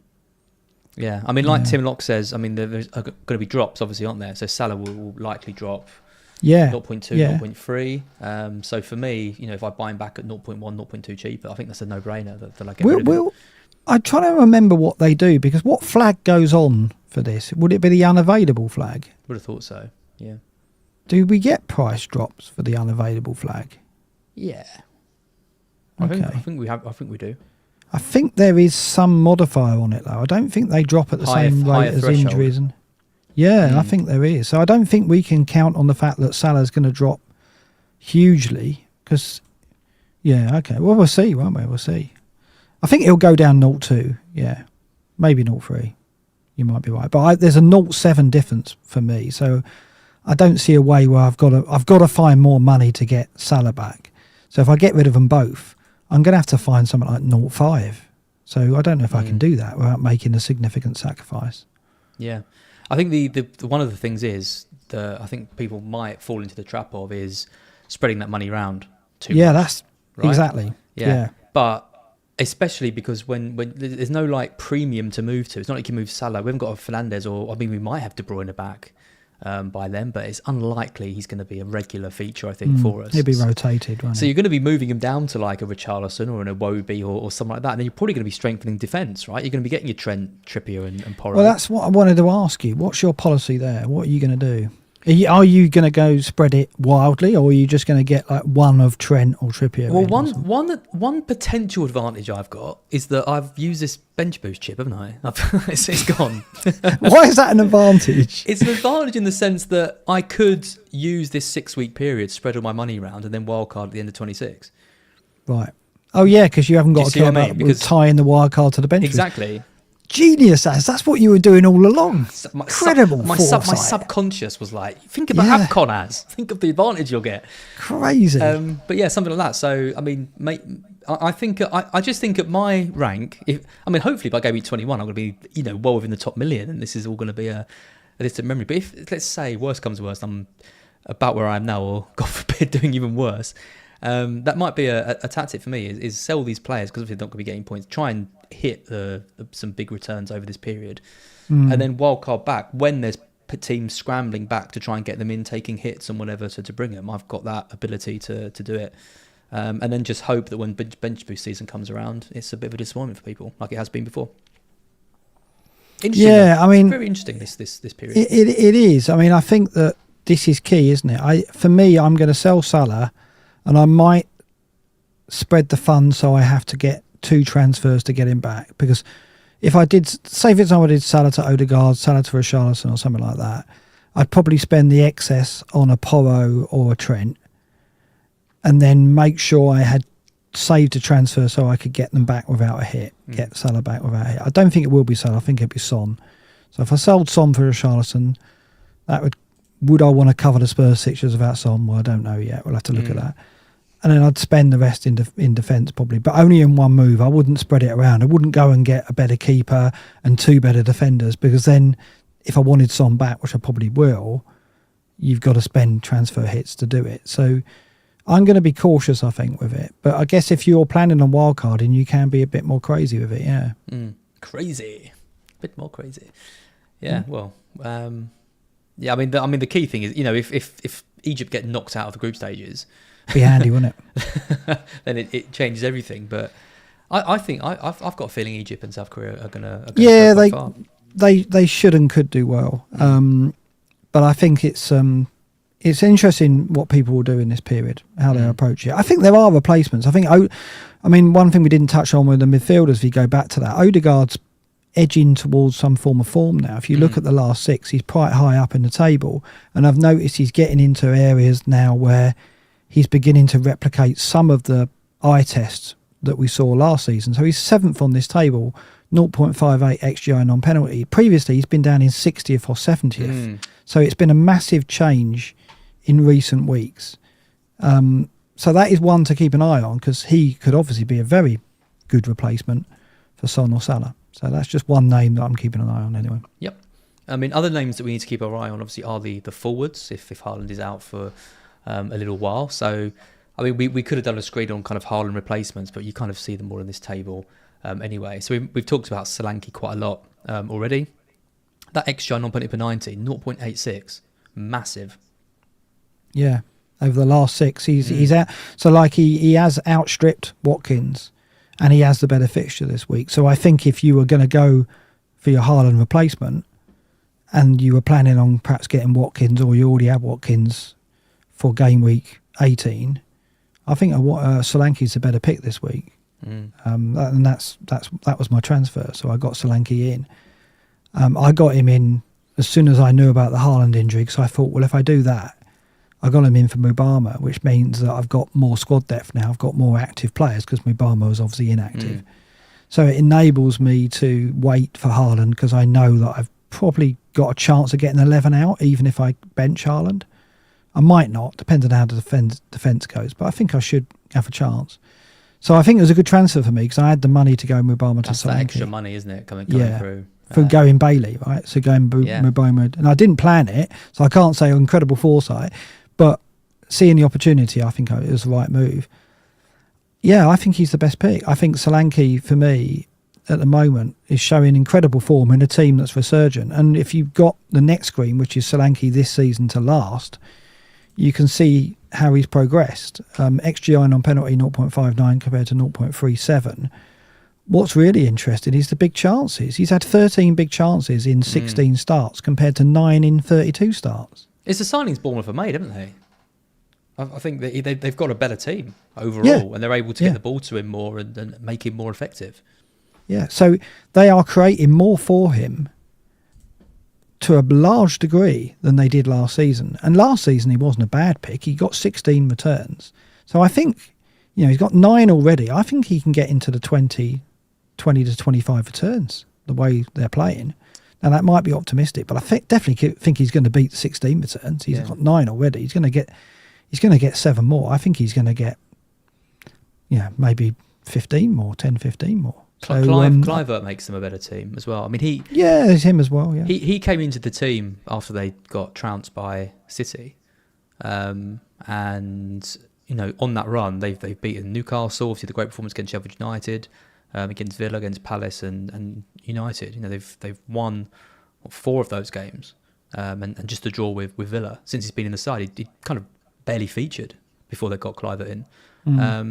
I mean, he's not an FPL option, but he's one of those players who makes other players more viable. Yeah, exactly. I think. And the thing is, it's the penalties as well. So obviously his big chances per 90, 0.82. I mean, that's almost 1 big chance per match is boosted by the penalties. But that's a factor, right? He's a penalty taker for what we're paying, 6'5", 6'6", playing up front in a team that's top of the attacking data of the last 6. I don't know how you can question it, really. I think it's a it's with good not a fixtures must as well. buy, but it's an opportunity you'd be foolish to turn down, I think. Yeah, and which I am, because I'm not getting him. Well, you'll see my move in a minute, but I'll just tell you now. I've gone back to Watkins. Yeah, I thought you would have. Yeah. Well, he might be on pens as well because Lewis is suspended at Brentford. He will be on pens. I'd be surprised if he wasn't. And is that a good thing though? Because he's pretty dreadful at pens. Is, yeah, but I wanted him in place for that Sheffield United at home game. And it just made sense. To get him in my midfield, I'm happy to play the 5 in midfield. With that, because I mean, if you bring Watkins in for Haaland next week, say, you've got to make a decision who to bench in your 5. I mean, I guess you bench Bailey. I'd bench Palmer probably. Palmer could be suspended, so he's on full. Yeah, he could be. Yeah, that's the thing. Yeah. So I mean, I don't know. I mean, I it's one of Bailey or Palmer. Yeah, for sure. But I mean, or Darwin if I think Darwin doesn't start based on the rotation. I guess. It's very annoying with Watkins, though, isn't it? I mean, and Darwin's playing Arsenal, so maybe. I mean, we brought in Núñez for this period, and then Watkins gets all his points in that first game, the one we didn't think he'd play in, and then he blanks in the games afterwards against City and Arsenal, which we kind of thought might be the case, even though Villa won those games. We've been lucky that Watkins kind of hasn't got more. But yeah, I still look at the way Villa's set up and just think there's more points on the horizon for him. I mean, Alvarez could be a shout for a 1 week. I know they've got the blank in 18, but he's going to be starting up front against. Palace are in trouble this week. Johnston injured, Mitchell out. They've got a big injury in midfield as well, haven't they? Is Decore's out. Decore, that's it. Decore's out. Ayu's banned as well. Obviously, they haven't got Eze as well. I mean, it's a bit of a team, isn't it? They could get. I mean, I still don't think City will give them a hiding though, because I still think Hodgson can get a tune out of mediocre players when the brief is go and defend and do a low block. He can probably get a tune out of what he's got. I don't think Palace will cause any threat at all, and I think it's a clean sheet. But I don't think they thrashed them 5 or 6-0. So I don't know. Alvarez, because of the blank, he might have the double in 20, but that hasn't been announced yet. So I don't think we can make a transfer on that basis yet. And Alvarez without Haaland, we haven't seen it very often. We saw it at Luton, and if anything, Foden was the furthest forward in that game. So I think Foden's the one if you're going to go for a player without Haaland. So for me, it's Watkins, Haaland, and Solanke are the 3 forwards to own. I would say going long term. Short term, you could look at Jimenez and you could look at Kuna because they've been playing well, and the data suggests that they're also having a resurgence at the moment. So there's an option. I mean, we haven't had it again. All season we've been struggling for any mid-price options, and suddenly Solanke's really strong, and we've got Jimenez and Kuna who are starting to show some form. I think Kuna's got 4 returns, 5 returns in 5 now. So very consistent. Just for the record, Gary Dove, I never said I was a Maverick manager this season. Are you saying that now? I said that I'm not always doing boring template moves. I realise Watkins is pretty boring. Don't get me wrong. Back to Watkins, man. Oh, Richard S is at it too.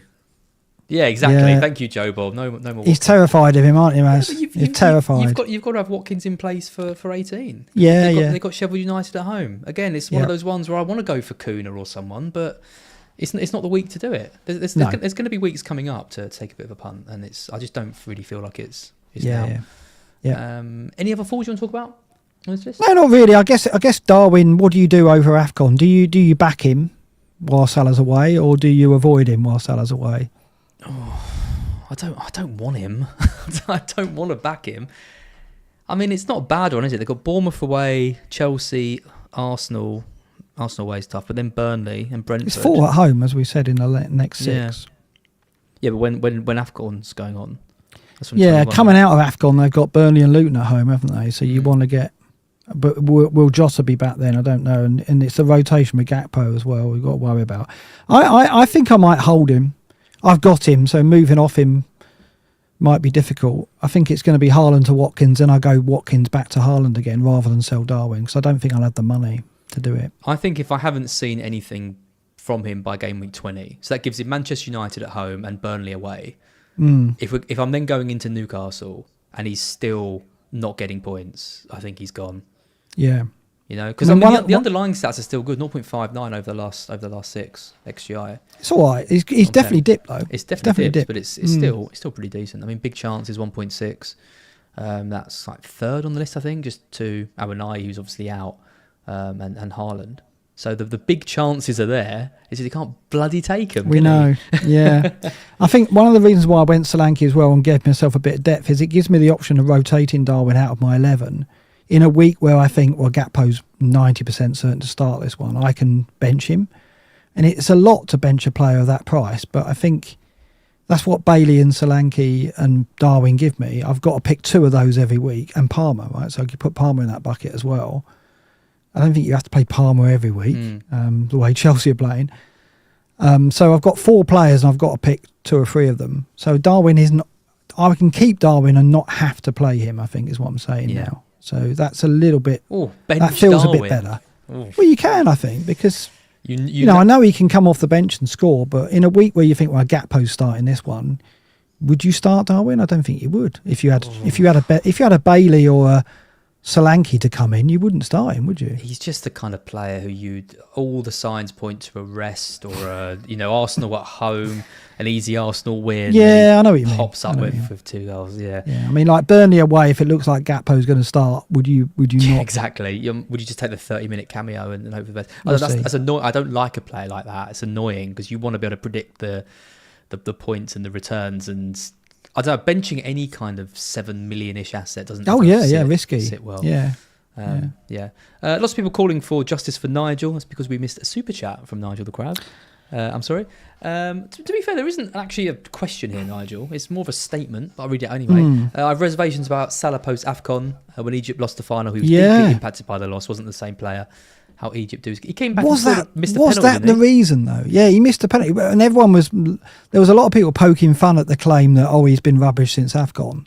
But that, it was a... Well, I don't know if his form definitely dipped after AFCON, didn't it, last time? I mean, it's intense, right? You go off, you play a big international tournament for your country, you get to the final, you lose it, and then you come back, and then you're back into like a top 4 battle, which they were in last year. You're the main man. Everyone's looking on you. There was problems in midfield and with injuries.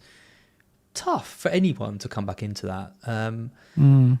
Yeah, I think any team that loses in the final, you would say could be affected. But it was quite a prolonged period, and I don't know if that was something was wrong with Salah, though, wasn't it? Something was wrong with Liverpool as well. Yeah. I mean, they had a bit of resurgence towards the end, didn't they? Managed to get sixth, I think they came. Or was it 5th? I think they came 5th, and then Brighton came 6th.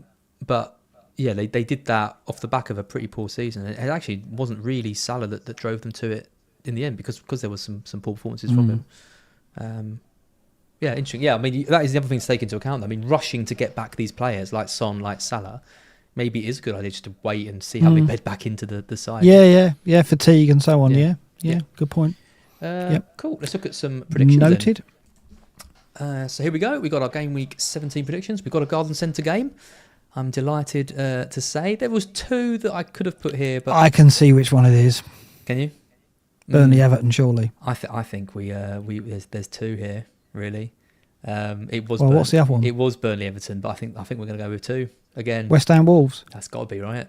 Is that on telly? Yeah. West Ham again. I know. What's going on? I know.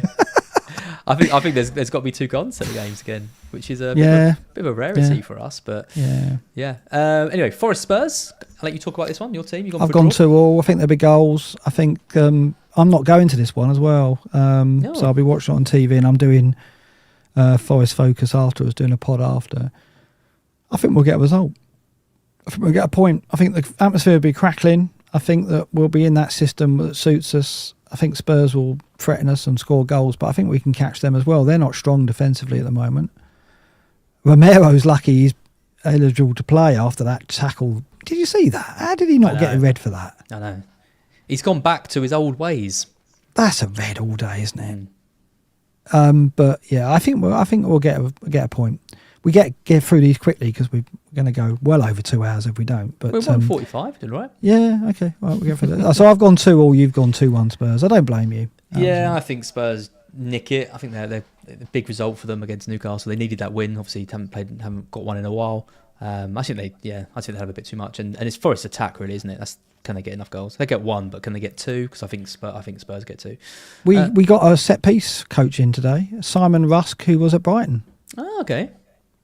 He was your. Did we ever score many goals from set pieces? No, he wasn't your set piece coach. He was your under-19 coach, I think I want to say. Oh, well, he's rebranded himself as a set piece coach. So he went to England, and then we got him from there. I think I'll have to have a look. Okay, I don't remember him. Nice. Yeah. Bournemouth Luton. You've gone for a 3-0 Bournemouth. I'm spoiling the party here.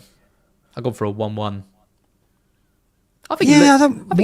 Why are you backing against Bournemouth when they're in the form of their lives and Luton are not very strong away from home? I'm surprised. I have no other reason other than that's FPL, and that's football. Okay. I look at this and I think it's Bournemouth. That the stats point against them is Luton away from home. But I've been pretty impressed with Luton. I know they've given City and Arsenal really good games. Come away with no points from it, but they're definitely not the whipping boys that we thought they would be at the start of the season.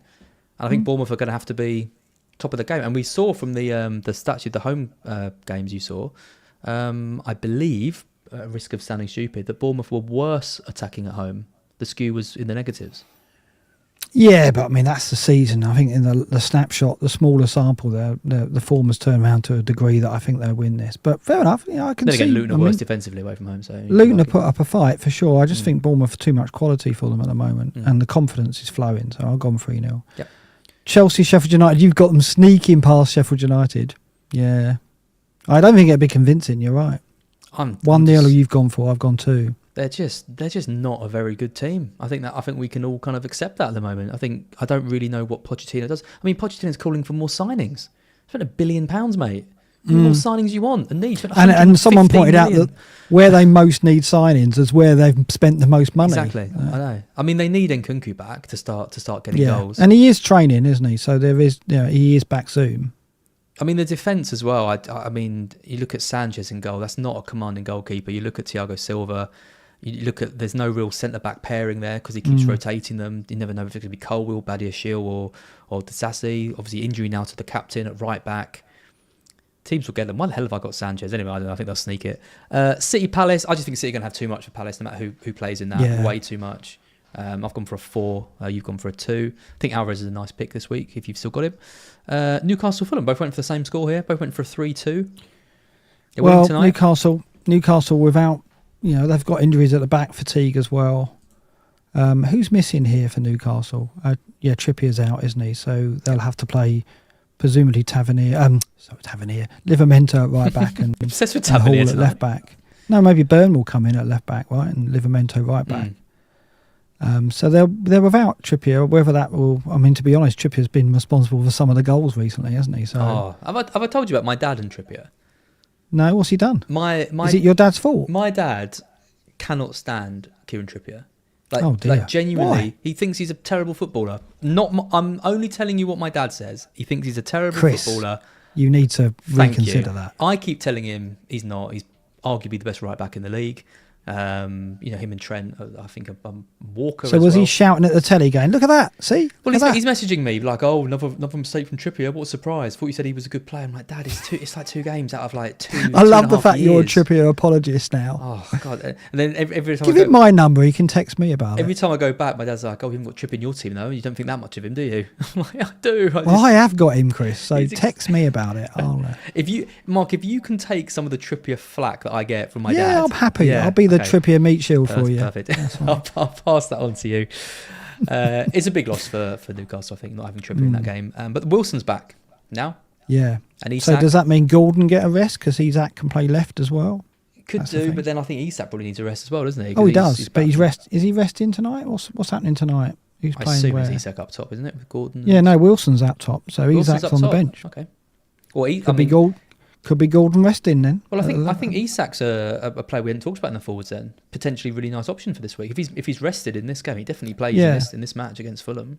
And on pens. He does, yeah. But it's only you're going to see rotation between those two, and maybe Gordon comes into that as well. I would have thought that we'll see when Wilson comes off. If Wilson only gets the hour, I'd be surprised if Wilson started 2 and on the bounce after being out for the weeks. Yeah, But it is more options.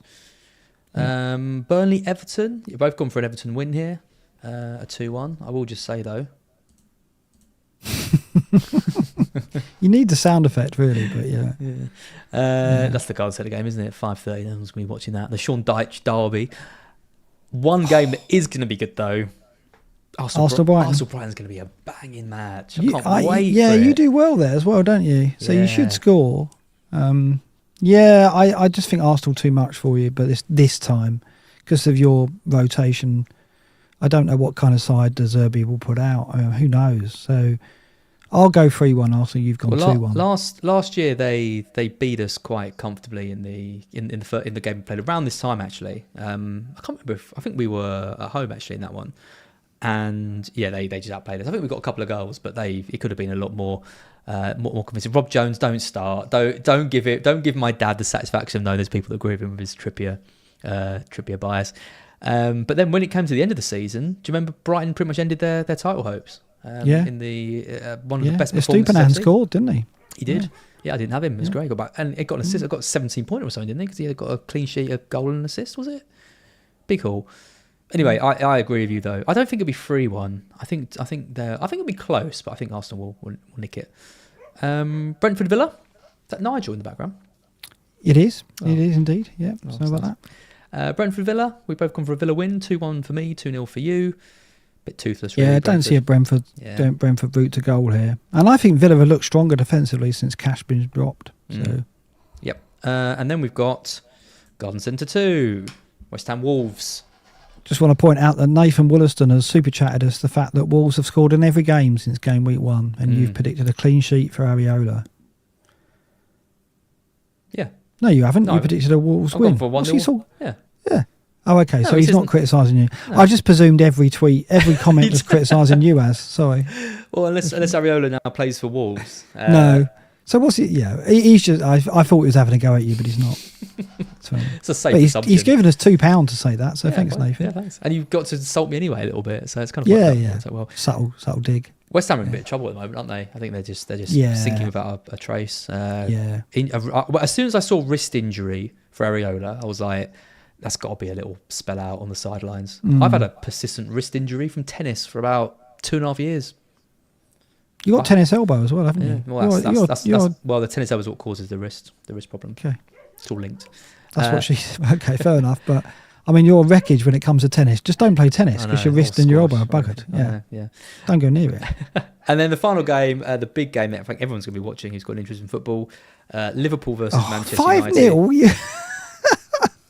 So you're Salah captain? I think he's a triple captain option this week. I just can't see. I mean, I know we say football is a funny thing and we might see some crazy results. I mean, you've gone for 3-0 Liverpool. I just can't. And without Fernandes, I can't see how they're going to score. And with the defence they've got. I think you could be right, because I don't think Liverpool will take the handbrake off, because if they go 2-3-0 up, Klopp's just going to go, yeah, keep going. He's not going to be taking players off and resting them. I don't think. I think he'll know the crowd will want to see the last season's ridiculous result replicated again. So a wounded animal, Liverpool will probably show no mercy. Yeah, I think you could be onto something. But that's why I've got to play Darwin, haven't I? I've got to go with it, because he got a brace last time in that game. So. Yeah. If Darwin starts in the Europa League tomorrow, we're going to be like, it's going to be bloody Gakpo up top, isn't it? It's going to feast. But yeah, you've got to hold him. I mean, I have seen some people who've already sold Darwin already because they were sick of him after the last few games. And then obviously now there's a Haaland thing, and I think there's going to be a few people cursing that early move because he doesn't look like the worst option for it. I shouldn't have mentioned about my wrist injury, by the way. All the filthy-minded people in the chat, honestly. Don't know why they would jump to that conclusion. Disgusting. At all. Absolutely disgusting. But someone on your side there, Bobby Whitby, as his dad knows nothing about football, Trippier is close to world-class player. God. Why don't you give Chris Bobby's number? Let him text him. I'll go around and beat him up for saying he doesn't know anything about football. He could have made it as a Brighton player, Bobby. One day he'll come on and regale us with that story. Is that what Chris says? He says he could have made it as a Brighton player. Oh, he could have done. Yeah, he chose. I didn't know that. He chose to pursue his studies instead. Okay. I'll go with that. Hey. I got nowhere near being a footballer. So, yeah. He was a good player back in the day. So he says. I assume he's not lying. Yeah. He tells us. I don't know if you've seen the Jack Whitehall Travels with Your Father series. Yeah. Have you seen the one where he goes to, like, I can't remember where he goes to, but he plays football with the locals and he's really good. And his dad is actually like, oh, okay, you're actually like a half decent player. That's never happened to me. Just quickly. No, I didn't imagine it would. No, but apparently my dad went on holiday. He played with some locals and he was like the best player there. So I mean, again, so you could replicate that scene, and you're not unlike in reverse. Well, only in reverse. Yeah. Watch my 72-year-old dad just go and take on some. I think it'd be good Sri TV to Lankans. see you being shown up by your dad.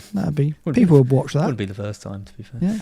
Yeah. This is what you get if you become a Godfather tier member. You get access to the brilliant prediction league that Lee runs in the chat. As you can see, Look at Nigel. I'm in 11th. Yeah, Nigel in second, which is pretty damn good, isn't it? He's got a 53%. Pratic top. Yeah, 53% success rate. Isn't that much better than mine? I'm on 53%. Where are you? You're 50%. Oh dear. That's all right. Any other season, that's okay, but not this season. We've always said 50% is about the the bare minimum, isn't it? Looking at captains this week, I don't even think there's any point in this screen. Salah, isn't it? I mean, I'm seeing some people go for Solanke. I mean, you look at Salah's points per 90 is the highest over the season, 8.29. It's also the highest over the last 6 weeks, 7.67. Yeah, I mean, Solanke's a punt, but I don't know. I just think Liverpool. No, I think with United's injuries, even if Haaland is fit, I'm going Salah. Yeah. Because the odds are, if Haaland starts, he's surely not going to get 90 minutes if there's been an injury out, and they've got the World Club Cup and the Saudi trip to think about. So, if the game's won, even if Haaland's on the pitch, he's not going to play the entire game. It's got to be Salah for me. Yep. And it's unlikely, as we said, that Haaland does go on the pitch. Yep. It's interesting looking at the matrix, though. It's not all about Haaland, is it? There are weeks. Obviously, game week 18, it's going to be Watkins or Son. Where are you at the moment on that? You've got Watkins in. Presumably, you're going to captain him against Sheffield United over Son, are you? Yeah, I think so. I mean, I look at the other options. I think Son versus Everton. A month ago we would have said that looks like a great game, but obviously the Everton have improved quite a lot. Salah versus Arsenal, that's a tricky game. That's one to avoid Salah because he's going to be the most popular one, the highest EO player that I mentioned that week. Trippier versus Luton. I'll probably be selling Livramento for Trippier in game week 18, which I like. But Luton at home, I think they can score, and given what Newcastle are doing. And then it's Slanky Forest. Forest away. We've seen defensive data for Forest is better at home. So I just think Watkins is the easy choice there. Yep. No, I think I'm on Son at the moment, but we'll see. We'll see what Watkins does at Brentford. I think at the moment I'm just leaning towards Son, given his performances and his sharpness at the moment. But you're right, the Everton defence, impressive. It's close, very close. That I think Chris Wilder coming back for Sheffield United just creates some doubts that they're a pushover, isn't it? Yep. And then in 19, obviously we'll know a bit more about Haaland by then. We would assume maybe that's an opportunity to take a punt on another Man City player, for example, because they come into Everton and they've got, we think, the double, although it's not confirmed in game week 20. A Foden maybe, a Doku if he's back, an Alvarez in particular, I think up top will be very popular, which I like as well. Yeah, no, absolutely. And I think if you don't get Haaland back for 19, you don't have to because you've got Salah at Burnley as your captain. So there's not the push there to get him back if you do sell. Gives you the opportunity to maybe spread some cash and therefore you don't need to take that hit to get him back in 19. So, yeah, something to think about that. Yeah, because I mean, in 20, that's when Salah's got Newcastle. So, yeah, you've got to have him. Yeah. You've got to have Haaland for that. That's what I mean. Even without the double, because he's got Sheffield United, right? Exactly. So maybe you keep Salah for the Burnley and then you move Salah to Haaland in 20 if he's back. What can go wrong with that? Nothing. It's going to work perfectly, isn't it? As all plans do in FPL. Absolutely. Let's take a look at our teams for the week ahead. So this is me. If everyone turns up, I feel like I'm in quite a good place with this one. Well, unless Haaland turns up and then I'm buggered. But it's Sanchez in goal, Gabriel, Simicast and Livramento. I'm obviously happy with that. If Simicast turns up against United, I think that's a clean sheet. I think Livramento's obviously going to play because Trippier's out. Gabriel probably concedes, but bit of set piece threat. I don't know. I'm not expecting huge amounts from him, but everyone's got him, so it doesn't matter. And then Salah, Son, Saka, Gordon, Palmer. Very template midfield, but I think a good midfield. Watkins and Darwin. So 7 million in the bank with his team.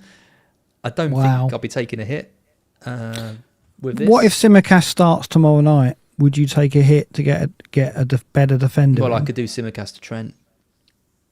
Oh yeah, you could spread it straight away. But I don't really know why Liverpool would play Gomez over Simicast in that game.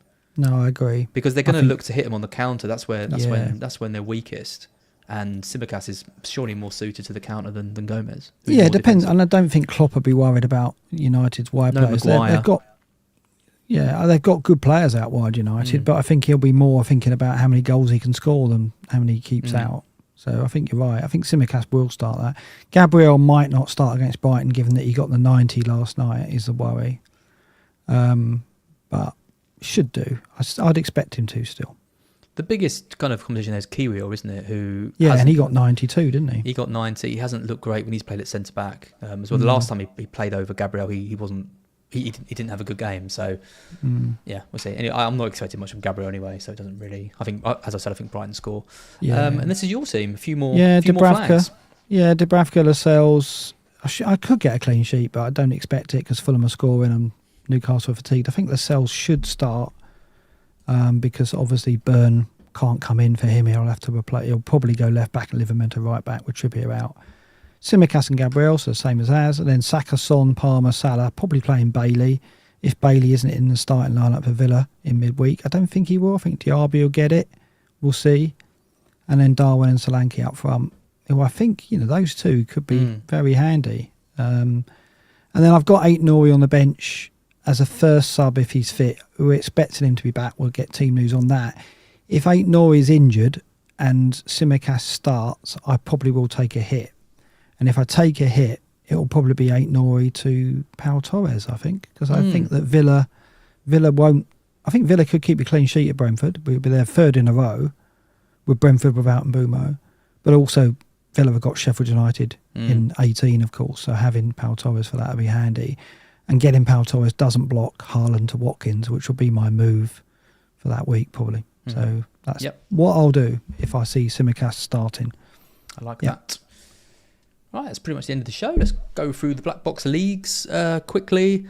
We've got Hardic S at the top of the Black Box league. If you haven't joined already, the code is on the screen right now. League code 95GXEU to join to help us propel ourselves up the overall league rankings.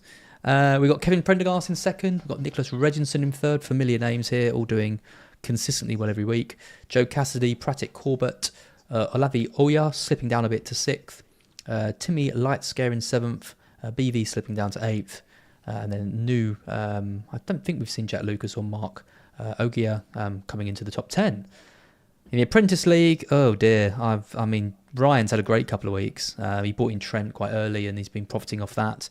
Surged away from you. Yeah, Liesel's also doing well on 9.15. You're 50. You're only 50 points ahead of Ryan. That shows he was about where I was ahead. He was ahead of me. So he's caught up 50 points on you in the last few weeks. So it's possible.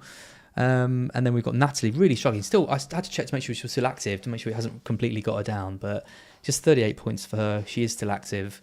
Her team needs a bit of surgery though. We keep cheering her on. Don't give up, Natalie. It's important to have the bad seasons to learn lessons and so on. We should know. Yeah. And then looking at the Godfathers Tier League, Richard Smith is leading that in first with Nick Baker, Avi Fructer in third, Douglas Bonds in fourth, Richard James Neal in fifth, Mr. Mark Southerns himself in joint sixth with Conor Gray, Chris Tang, Pratik Mahanti, and James Sutherst. Keep threatening to drop out of the 10, don't I? But I've just consolidated mid-table now. Yeah, good to see James Sutherst in the top 10 still. Brilliant, that. Yeah, you're 9 points clear of James in 10th. So, yep.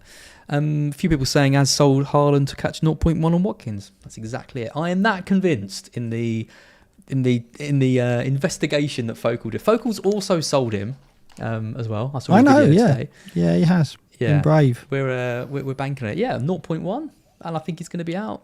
Makes for a couple of nervy few days, but I'm sure. I think you'll be all right. I'll be fascinated to see what Pep says, and there's going to be a certain Andy Martin who's going to be unbearable if Pep says that he's back in training and in the frame, isn't there? Because there's been a lot of Twitter speak about, oh, is it nonsense and is he going to play anyway and is he going to get loads of points against Palace? I don't see it. I think you're safe, but I think it's going to be fascinating to see what Pep says now that he's opened the door for more comment in that presser. So there'll be a lot of people interested in that presser. We'll see, won't we? It's going to be really interesting. Look at Bobby Wetby here. I was invited to play for Leeds Under-18 Academy when I was 13. Look at there you go. So he might, you could have a kick about with your dad if it came to it. We could set up a. I mean, I'm only assuming Bobby Whitby's old because of his profile picture, which is like an old Greek man. Well, has Bobby Whitby heard of Ask the Family? That'll be that'll be the test, won't it? So that is the key question. And I would also say Gary Dove can wind his neck in the chat. He's been very, very mouthy the whole stream. Don't make me set Delia on you, Gary. Let's keep going, Gary. Don't listen to him. Leave him alone, Delia. He's fine. It's going to be another bloody. Who's the other guy that hated me? I haven't seen Alan in a while. Whoever Alan was, the mysterious Alan, who always criticised Az in the comments. Yeah, it's pretty. Well, Alan's the new Gary, or Gary's the new Alan. I've given you a hard time tonight, Az. Sorry about that, but when don't you?